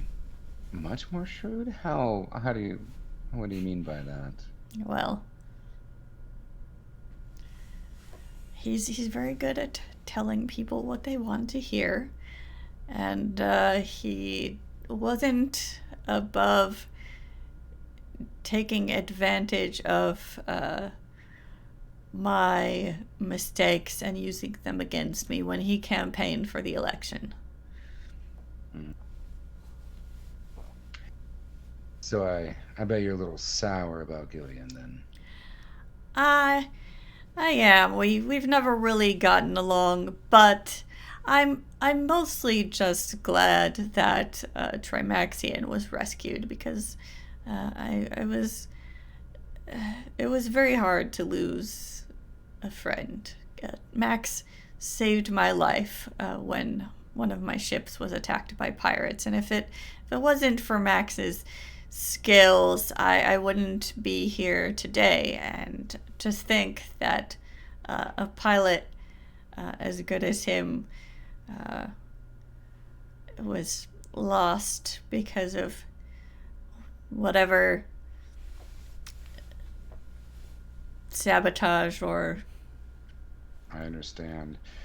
I don't believe that he would have gotten lost unless there was sabotage, but that's neither here nor there. He's back, and I'm just happy So I was. Everyone's back, and he's gonna put a kind of a hand on Alberic's shoulder and use empathy to kind of just gain some trust here. Okay. It's like, I too have lost friends. I understand what that means. Oh, that's an average. So about an average amount of someone saying, I understand, buddy. Yeah. It's you get the feeling he kind of is appreciative of your sympathy, and it seems like, while there are some old grudges between him and Prime Water, he's really just kind of doing his best to look toward the future. Gotcha.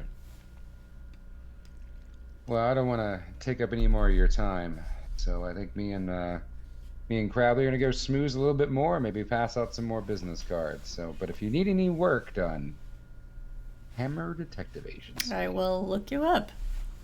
Thank you. And if you need any entertainment for future parties, I have the In Sync boys. They're going to be ready for bar mitzvahs, parties, whatever you got, in about 2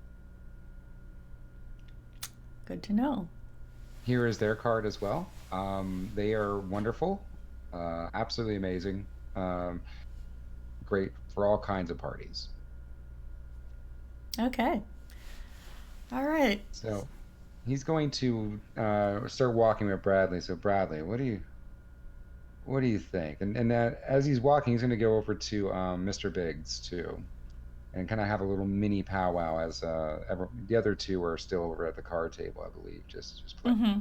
Yep. Generally speaking, we're letting Oceanus is letting everybody know in this room that all of the secret tech is in that briefcase where Mr. Biggs currently is. Niles would be furious if were he there to listen to it, but instead it's Freya, who probably doesn't. I don't know if she doesn't care. So Freya's hearing this, and as at first she is kind of just not really doing anything, but as it goes on, she starts to jump in and be like, yes, the secret tech is in there. It's very, very secret, very, very fact, right there. It would probably be very easy to try and steal it, or ill will and maligned and evil intention.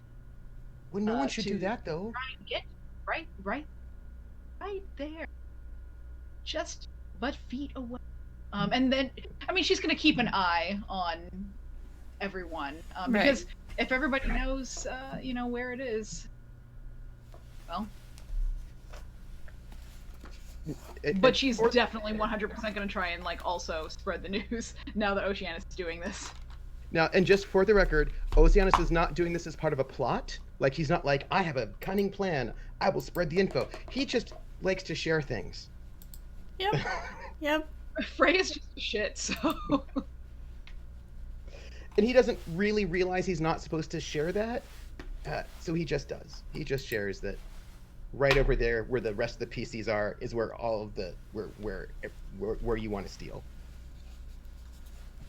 All of the suspicious weird people are around a briefcase, probably very valuable. So I think that's playing to our strengths, right? So yeah, I'm gonna go to Mr. Biggs with Bradley and like, all right, and kind of blah like everything that's been going on with Kenny and Carrie and Albrecht and all that. And it's like, so, Mr. Biggs, you have any suspects so far, or do you think we just have to wait? What? Suspects, people who want to steal the tech. I'm sure More lots so. of people want to steal the tech. That doesn't matter. We're just making sure it doesn't get stolen. He's taking more of a sit and wait approach, and we're taking more proactive. Coming at it both through. Yeah, I've always. Yeah, I don't think anybody's going to come up and say, hey, I plan on stealing the tech here in a few minutes. Well, now, Mr. You might not say it directly. See it in their eyes. One of those meat jellies that happens. Or it's in their Meat data jellies. sheets. They might have written it down somewhere. Some kind of, there's maybe a bigger plot going on. Maybe, but again, that's not our job. This thing is 100% about to be stolen, and we got to make sure that doesn't happen. Doesn't really matter who does it. Just when whoever does it, we stop them. That's why you're here, Mr. Biggs. You're putting way too much thought into this, boss. There's also a lot of. I'm going to be honest. There's. And the moment they do it, we'll So- know who it nothing's was because there'll be happening. those guys that are doing it.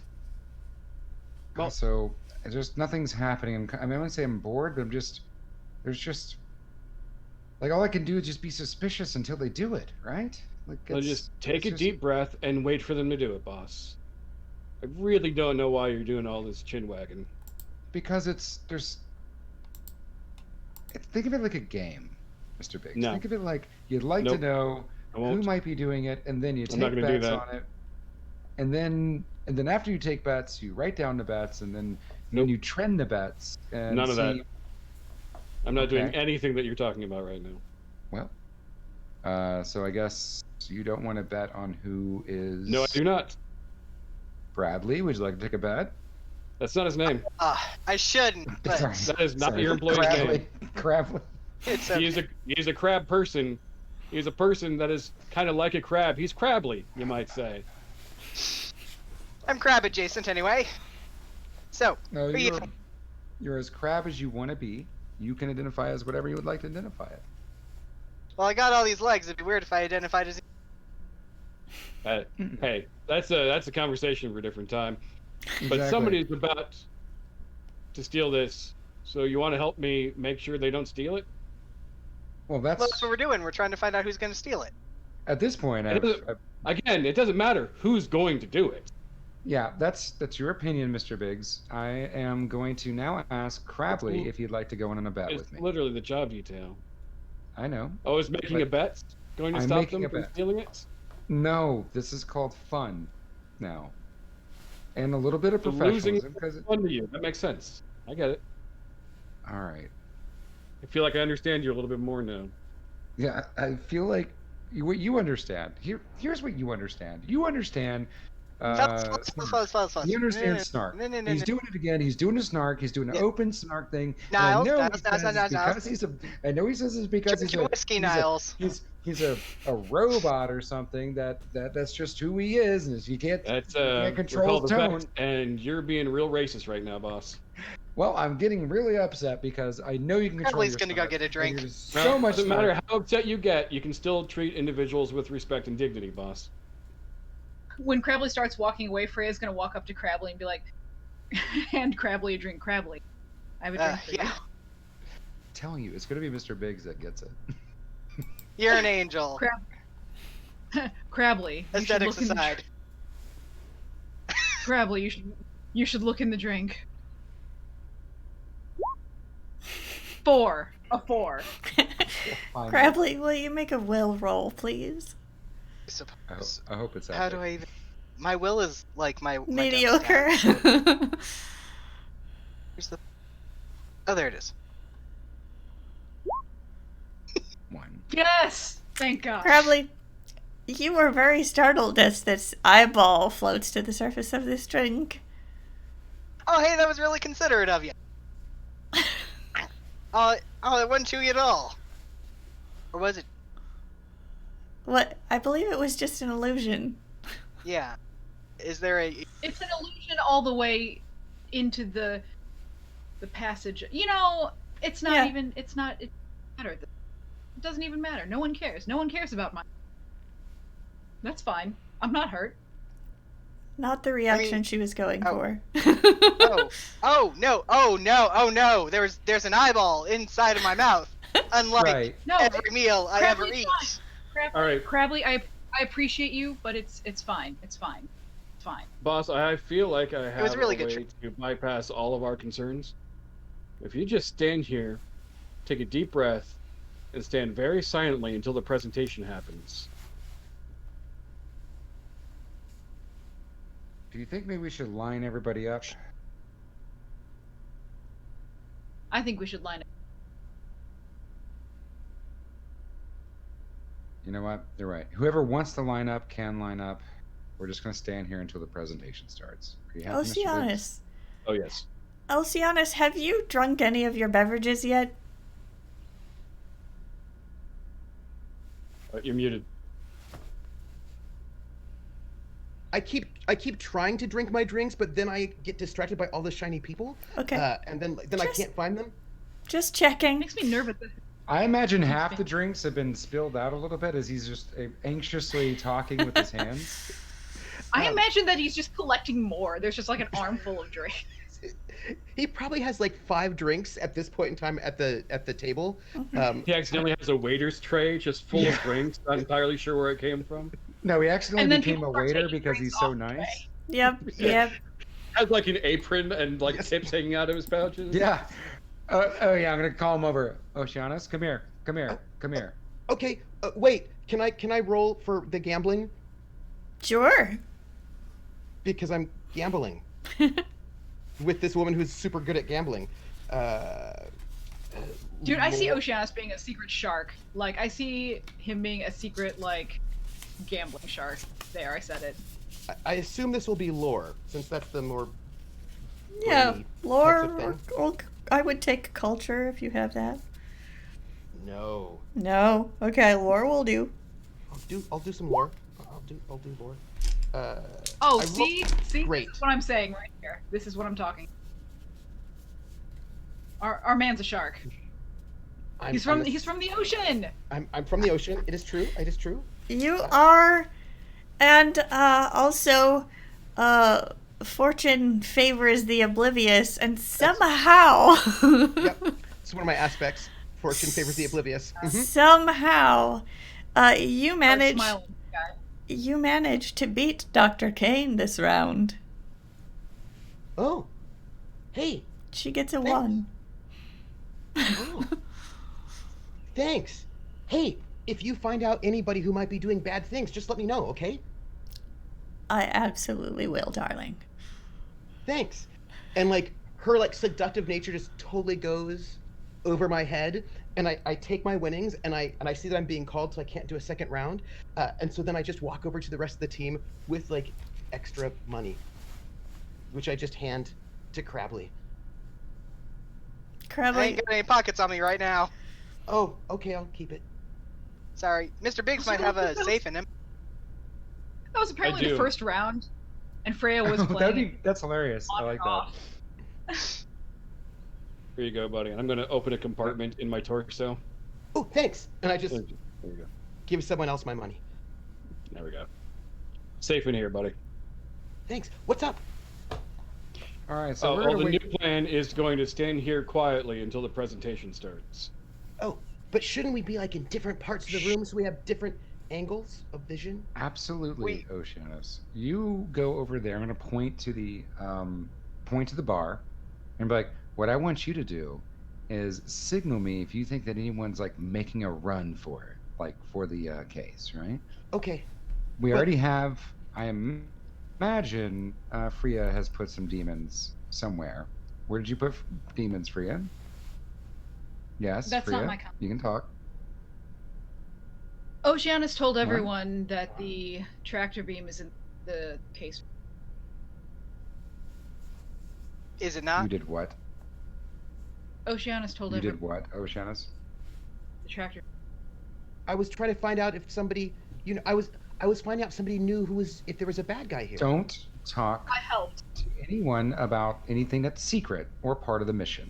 Remember that? Right, I Remember didn't. You- Right. Freya, did Well, he? I mean, well, yeah, but Did he not tell like everyone? Did he tell everyone like he normally does? Oceanus did, but once Oceanus started telling everyone, then I also started. that. But I told them it Okay. was secret. Okay, you're Now new everyone rule. knows that You it's stay with me. You stay with me. Okay, Crabley, can you go to the bar and just from the bar, just make sure that no one, like, if you see someone making a move, you do your thing. You know what I mean? You do your thing. Yeah. But I You do your can't go to the thing. bar yet.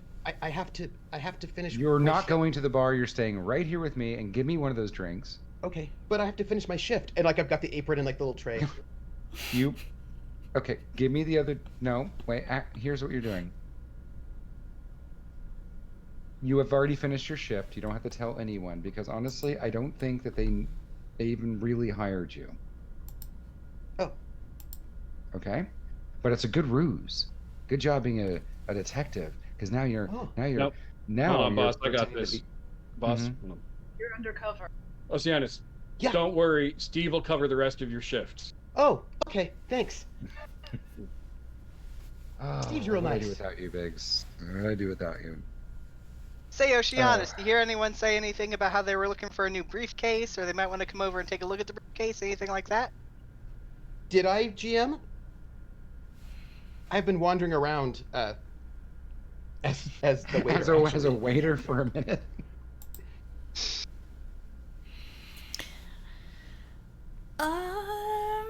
No, you did hear the He's halfling. like, I'm about to steal the goods.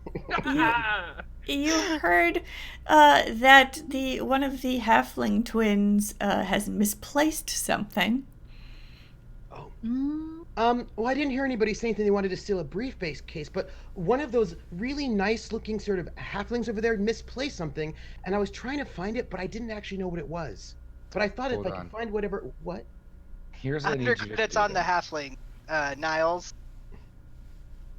All right, Oceanus. Here's what I need you to do, and you come right back after this. He's got more of these business cards. He's gonna put on the tray. Mm-hmm. I need you to go over there, and if you heard that she's missing something, let her know that Hamburg Detective Agency will be happy to, will be more than obliged to help out. Okay. You do that, And then I come back. and then you come back Okay. because Also, then Oceanus- Steve is going to take over the rest of the shifts. Remember? Okay. Yes. Oceanus, please deliver this drink over there as well. Okay. I go with my tray. As the tray's going, he's going to take the drink off of it because he knows there's probably an eyeball on it. Okay. Oh, And he's let her going to do look it. at Freya in the face, and and right in the eyes, he's just going to slurp it down slowly. Is this one of these sparkly blue fizzy drinks? He's definitely Yes. going to drink it. Okay. It Been waiting so long for that. She's just gonna.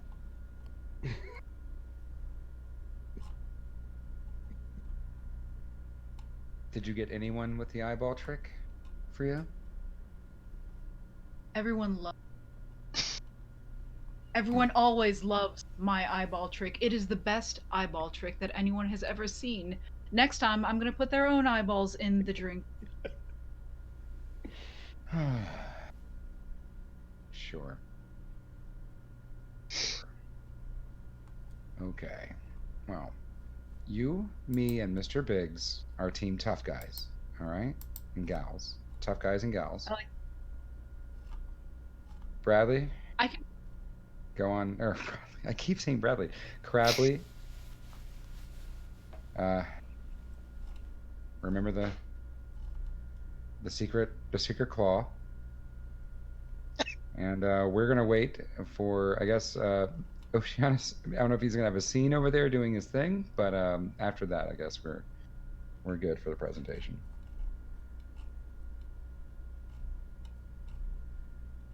All right. So, Oceanus, you approach the halflings at their table. Hi.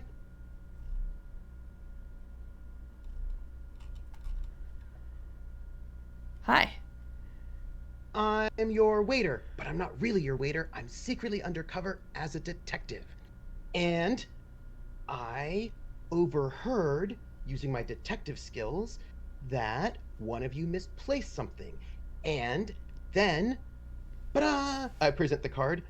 What I'm really good at is finding things, and so if you want something found, then you can call this number on your holographic communicator, and then you can hire the detective agency to find whatever it is you lost, because we are helpful.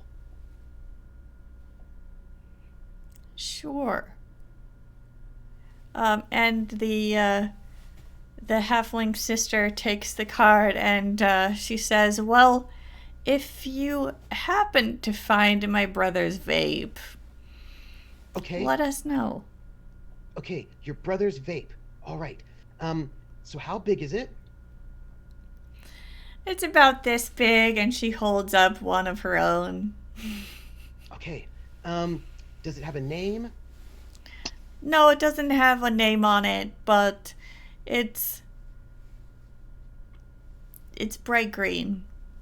Okay, bright green vape. All right. I will keep my eyes open and my scanners ready. And hey, have a lovely evening tonight, and I hope you enjoy the presentation. Thanks. I'm sure we will. Oh, don't tell anyone because it's a secret. But in that briefcase over there, that's where they're holding the prototype. But so if you would do me a favor, right? If you see anybody who's going to try to do something suspicious towards that prototype, you should let me know, because part of my job tonight is to make sure that nobody steals it. So just let me know, and I would be really appreciative. Of course it is. Thanks. I'm sure you're doing a great job. I hope so. This is like my second job ever, so I don't have a lot of experience doing this sort of a thing. I'm actually just like a junior detective, so I don't have like my license or anything yet, but like I'm really enthusiastic, and I'm really sure that if somebody tries to do something bad, I could stop them by like telling them to not do it. Well, you are just a font of information, aren't you? Yeah, because I'm a detective, so I find information. So okay. So if somebody tries to do something bad, let me know, and I'll tell them not to do it, and then we'll win. Of course. Thanks. You're really nice. I'm Wait, that's my real name, not my secret name. I don't have a secret name.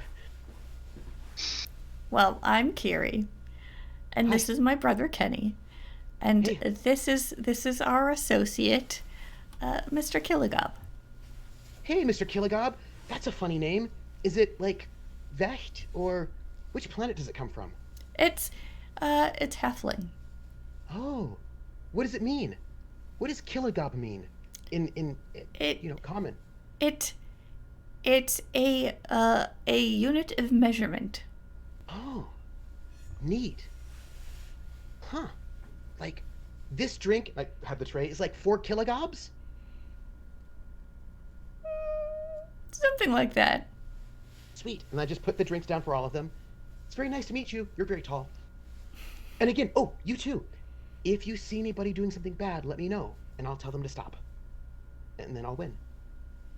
And I'll prove my worth. Mr. Kilgob?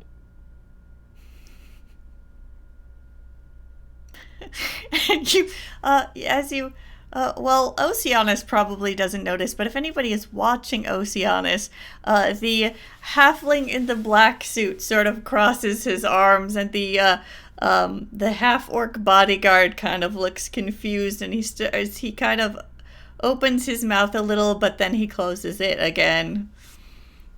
Like he's about to say something, and he thinks better of it, because the halfling in the black suit is Mr. Killigob. I'm going to go and give the bodyguard a hug. Just a little hug real quick. No. Because it just looks like the bodyguard needs it. So I just give him a little bit of a hug.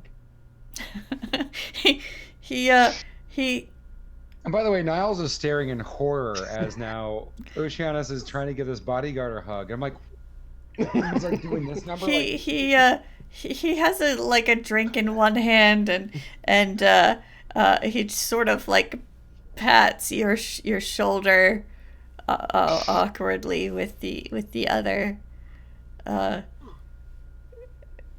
then he like pats himself down to make sure nothing's missing as you walk away.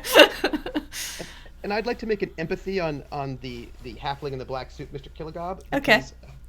Because he wasn't friendly to me, and everybody's friendly to me. Even you know. I get a 4, a great. Okay. To get a vibe. What I would off love is by the end of all this, everyone is coming back over to Oceanus and telling him who the real person is, because everyone loved him so much. Like climbing over each other to tell him, here's what we know. Here's what's going on.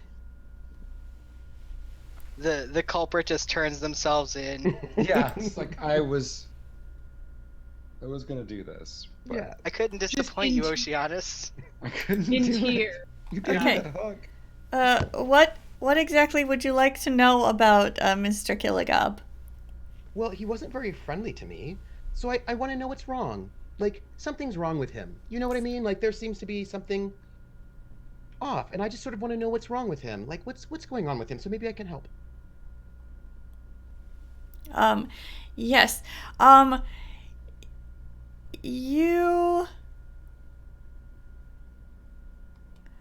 You kind of get the impression that he's not just there because he's a friend of the halfling twins. I come back to the group. And he does. He kind of didn't really want to. Maybe he wasn't being friendly because he didn't want to talk about his work. So I come back to the group. Hey, everybody! I did what you told me to do. Okay. Good. Great. So now, let's just watch this presentation. And Oceanus? Did you tell them about the briefcase? Was I not supposed to? But I told Yes, you them- weren't supposed to. I just told you. We just talked about it. Just now. Remember when we talked about it? Remember that time we talked about it? That just Right. now? Right, but Does I told everybody him- else remember when I just told him not to talk about it? No. Don't Oh. bully my son! No, he's Crabley. Crap. Crabley's gone. All right, just Can I about Okay. nothing. It's could I say something first though? It's important. I'm a little go sad. ahead, Oceanus. I'm a little sad about something. My Okay. feelings were hurt. Noted. Okay. But do you So wanna now know, let's just stand here quietly. but do you want to know why my feelings were hurt? No. He doesn't. I will ask you on our debriefing. No, but it's important because Remember when- my feelings are hurt. I remember last time when your feelings were hurt, and we talked about it, and then something bad happened because we were too busy talking about your feelings. That might happen again. Will So it, what we're gonna do- Nile, Yes. will it irritate you if we talk about Read this- No. okay, I would No, like it to won't. know. It won't. It won't Oceanus. irritate me at all. So by the end of the Oceanus, day, we don't have time. We don't have time for this. Why are your feelings hurt, buddy? Because Let's get that this felt, over with. that fellow in the black suit over there, his name is like Mr. Killagob. He's not friendly to me. Everybody else was pretty friendly, but he wasn't very friendly at all. I'm sure he had just a bad day, and sometimes people can't express how much they like you when they've had a bad day. I And I'm sorry suppose. you had to go through that, buddy. It just feels like maybe he, like those people that he's sitting with who are very nice to me. I don't know. I don't think he's actually friends with them. It seems like he's sitting there, and I don't know. It just seems like. So you think that sometimes people are next to each other when they're not necessarily friends or like them? Right. You think sometimes that happens? Sometimes That a person might be forced to interact with another person and not like them? Yeah. Like, I can't imagine a situation like that happening. Me neither. Where a person would have to be. Oh, buddy. That's inconceivable. I know. Well, I'm glad we've talked about our feelings now. Now let's stand here quietly until the presentation starts. Okay. I also just feel like this guy, he just doesn't want to talk about his job. It's great. Oceanus, we will talk about this in a debriefing. Remember the debriefing, the after the mission talk, where we talk about your feelings specifically for about 3 hours? Right. Where's Crabley? We're going to do that again, just not now. As for the debriefing. But where's Crabley? I'm going to need an extra hour from my portion of the meeting since it was cut off. You get to, yes, your You'll get double time. Hellfire and Brimstone bitching will now have 2 hours of and the debriefing segment of our meeting. Okay? And I just lean down to Crabley. Like, Crabley, that guy over there is really mean to me, and I don't think he's friends with those people, and it makes me sad. You want me to pinch him? Crabley's at the bar. Nope. Crabley has wandered over because he can see an Oceanus bully happen. Okay. You want me to pinch him? Nope. Yes. Nope. Just stand here quietly till the presentation starts. I didn't ask you, Mr. Biggs. Oceanus, should I pinch him? No, but I just think that maybe he's not a nice person, and I think that he might be doing something bad. We don't. Freya's gonna look down and very quietly just.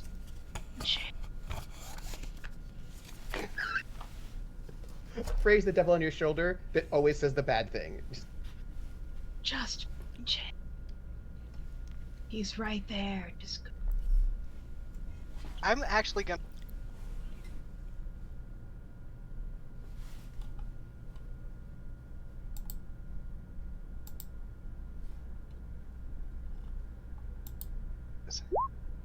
No. Oh no. Oh no. I feel like you should re-roll that with a fate point of some sort. Yeah. Yes, okay. whatever happened, it was horrifying. And not in a good way. Yeah, I think that just means that I would have super gone to pinch him. Okay, well. That's less horrifying. I think the fates have spoken. I gotta pinch this guy. I think I've only seen a horrifying roll like 2 times ever in Fate in the year I've been playing it. And this was one of them. This is the second one. As the man needs to be pinched. I mean, it's called fate for a reason. As you are preparing to pinch someone,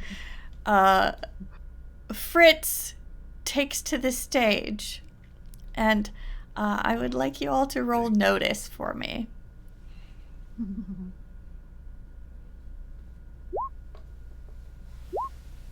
Oh, no. Did everyone get? No! What are the odds that everyone gets mediocre? Oh my god, everyone got mediocre. We are really just not. I'm just looking in my drink. Actually, no, I'm watching because I want to watch Crabley pinch this guy. Like, that's all I'm watching right now. Okay. I think in some of the few times that Mr. Biggs and Niles agree on something, they just both wanted everyone to shut up. And they're just both going, oh, God, why don't they, like... And Oceanus is just sad because he's had a bad vibe from somebody who was mean to him and nobody pays attention. So he's just like, there was somebody who was mean to me, nobody cares. So he's just a little sad, so he's not paying attention. He's being a little emo kid right now. He's being a little emo kid. Except for Crabley, who paid attention, which is nice. Oh no. Oh no.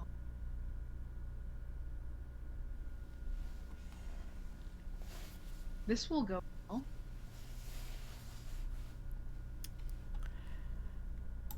All right. So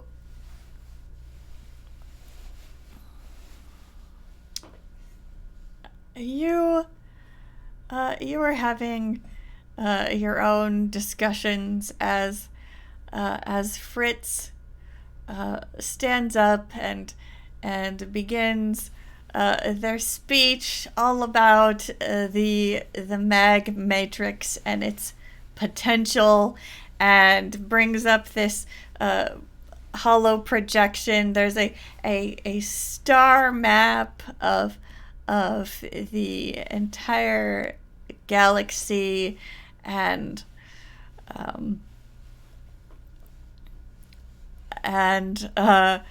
they also pull a lever on the a backpack that they're wearing, and like a cloud of fog begins to drift out around them, and it's rolling over the stage very dramatically.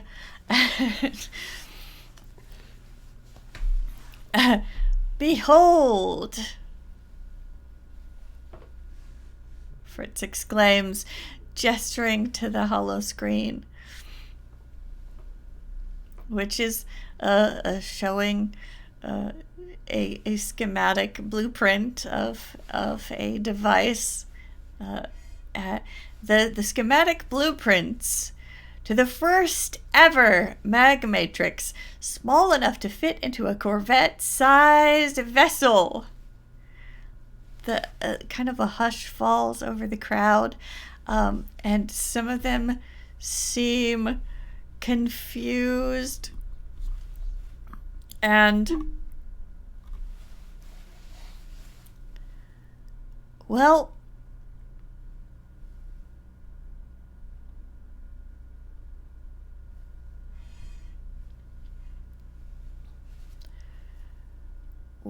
no one really notices much happening because you're all kind of in your own little world until the human woman with the bomber jacket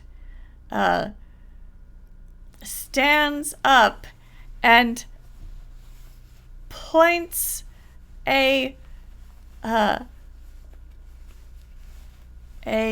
pulls a blaster, and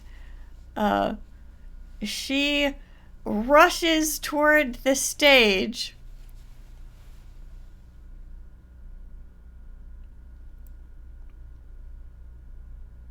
Big and showtime. Yeah, let us know when we're able to take action. Yeah. That's Yeah. She rushes toward the stage and toward you, and she yells and pointing at Kiri, at not Kiri but Kenny, and she says he's got some kind of detonator. Wait, maybe everybody calm down. This detonator. He's just kind of like elbow Mr. Biggs. You know, the detonator. Everybody just calm down. What is it you want? And you see the halfling man with a device in his hand, and out the windows deep in the void of space, there's like a lovely little fireworks display. Oh no. I'm sure there's a secondary explosion that'll happen, but honestly, thank you for the good vibes, you know? Now, if you don't mind, there's a presentation going on. Can I change? Come again? Well, I was going there to pinch the one in black suit, and I pinch the vape instead. Sure. I will be using my pinch ability because instead of fighting this. Oh, well.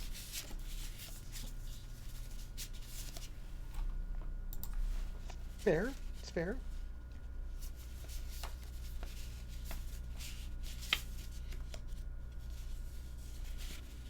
I have too many cards. I want to support my friend at some point. Just have to figure out how to do it.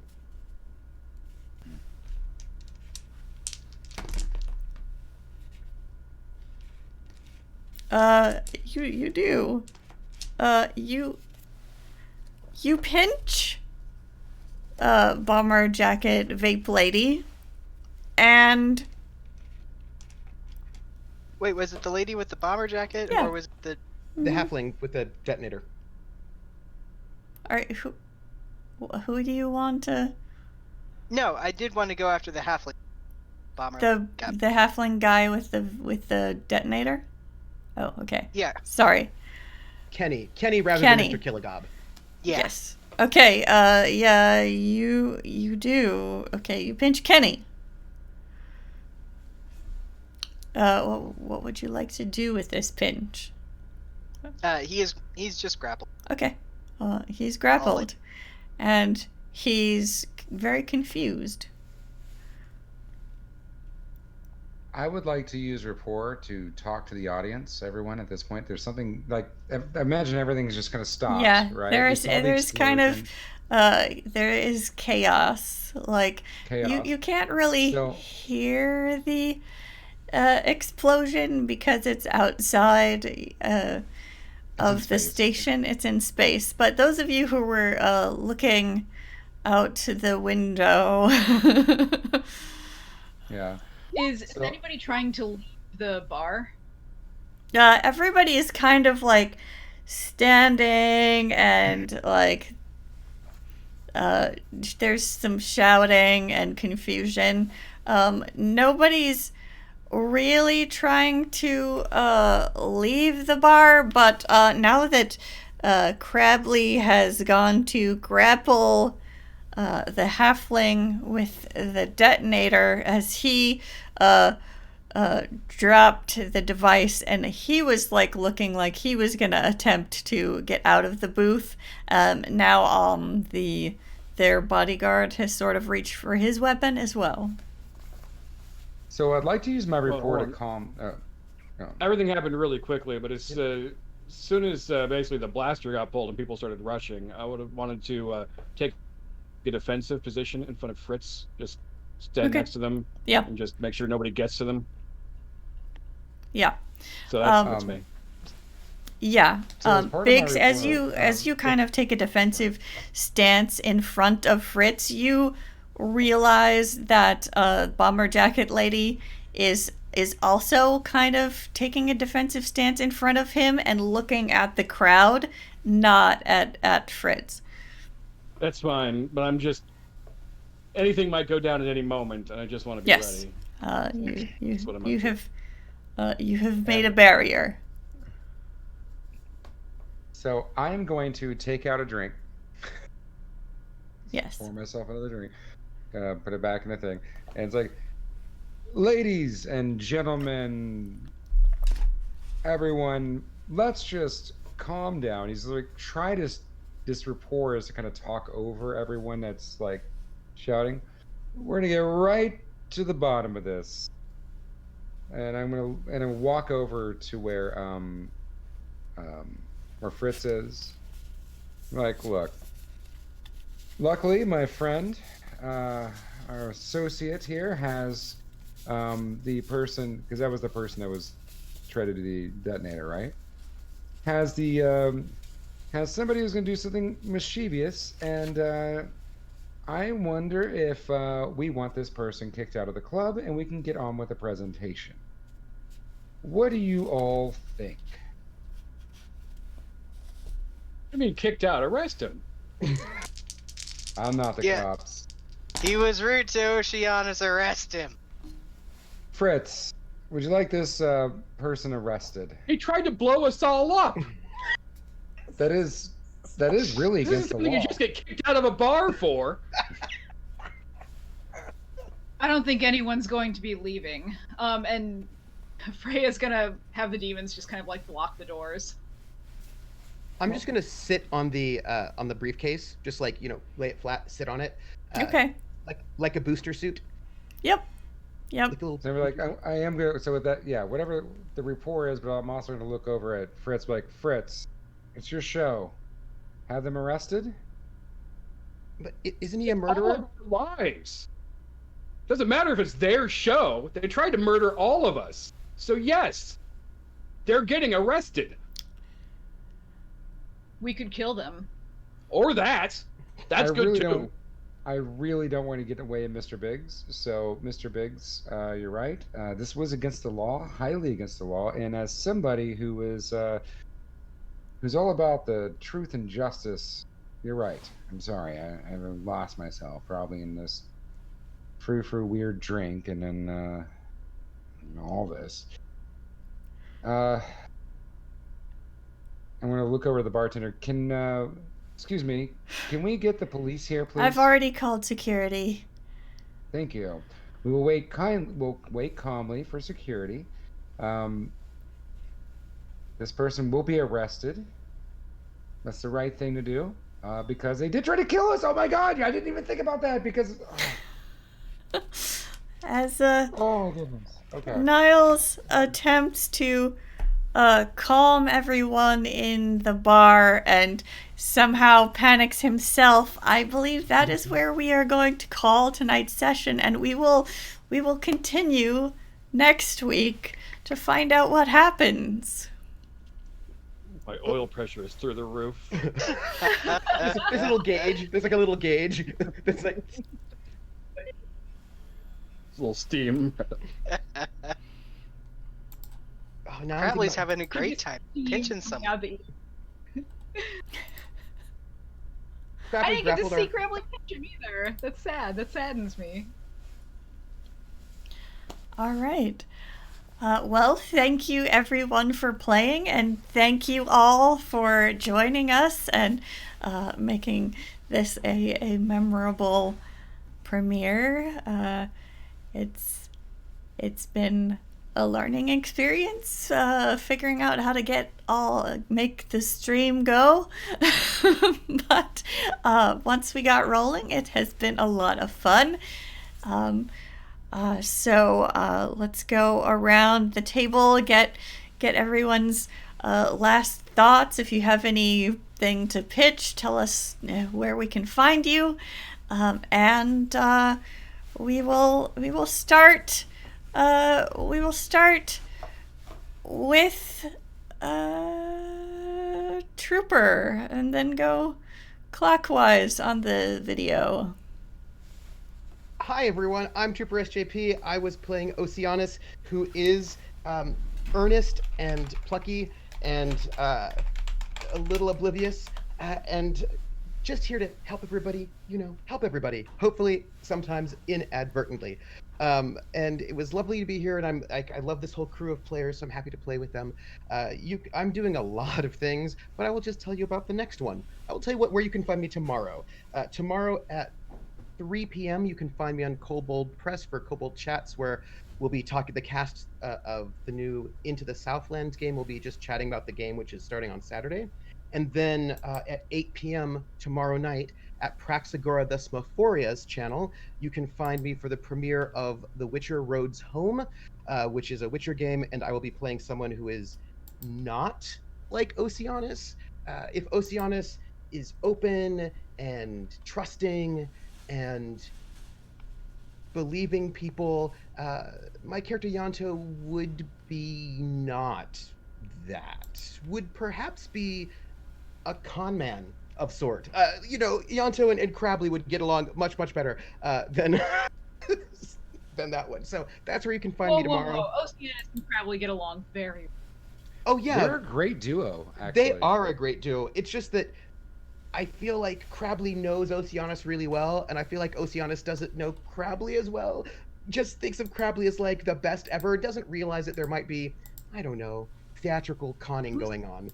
who's to say that Crabley is not the best ever? Perhaps he sees inside of within Crabley's shell. You've seen the mushy heart that is delicious when dipped in garlic butter. I have. Oh, Which is the speaking way of, Crabley sees all people with mushy parts. by the way, what exact? I'm gonna pull up a link so that people can see exactly what type of crab Crabley is. Oh. It's Oh no. what is the name of the crab? It's a Coconut. Thank you. I'm gonna just put this, Horrifying. It's Oh, horrifying. I need to find that. I need to find that picture. With the garbage I can. made a special picture for Crabley. oh yeah. I made a you've got it. special picture for Crabley that is a feel it- coconut crab with Mick Jagger's lips, and it's as horrifying as you think it would be. Mhm, mhm. So. That's me. As I'm just getting, I just want to get a picture of Crabley so everyone can see, because it's important.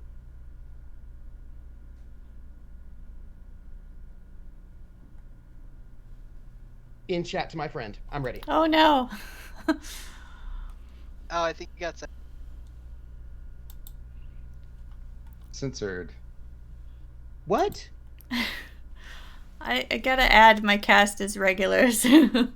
Oh, that's so sad. Here, post it in the Discord chat, and I will link it in Oh, thank you. in the stream. Because I feel like the next person who's going to go and introduce themselves is Alex, and I want everyone to know what Crabley looks like. Thank you. I guess that is you. I am Alex. I had a blast. This was a lot of fun. Thank you everyone for inviting me, and I look forward to the next game. If you would like, you can find me on Instagram at Nyx, NYX, and Alex. I mostly post like knitting and other handcraft yarn sort of things. And other than that, I don't have. Pass it on down. Fox. Yes. Sorry, I had to go for the mute button. Hello, everyone. I am Rocket Box. I am here, there, and everywhere. I too am streaming tomorrow night, but not quite as exciting as Witcher. But I did just get my bone box in, so I'll be unboxing that tomorrow. What skull is in store? Who's to say? So that's gonna be happening. But yeah, I do the stream stuff, and yeah, coming up there is going to be some Cyberpunk Red stuff with co-produced with someone here this very night, someone who is awesome. So yeah, it's Cyber up over there. I don't know which way I'm and also I am Josie's right up there. Yeah, there we go. So that's gonna be really exciting. This was amazing. It was just a blast to be here, and thank you for joining. Adam. Oh, hey, I'm Adam Jones. You can find me on the Twitters at @meetAdamJones. I am the DM and producer of the Stellar Arcanum podcast, which is a different sci-fi themed D&D podcast. I have a lot of fun with it. We're just about to start recording again, and it's going to be so good, but there's plenty of stuff to catch up on if you've never listened to it before. And I'm also a voice on the Loot and Dagger podcast, which is a more traditional D&D themed actual play, but it's has a lot of very southern bones to it, so it's a lot of fun, and especially me, I'm very good at it. But that's me.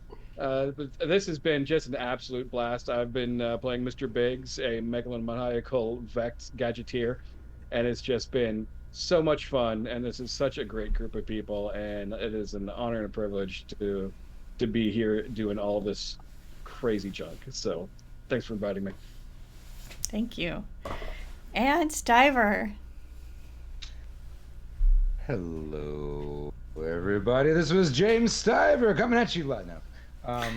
Thank you, by the way, Melissa, for inviting me out to this and then getting such a great crew together. This is amazing. You did a wonderful job because you have a great picker, you know? Like, you just have a good picker for people. So, Good people picker. Good people picker. Do you pick up people pepper pickled peoples? Well, you start that's getting a private question, and that is not for streaming. But if you're gonna ask someone about their picker,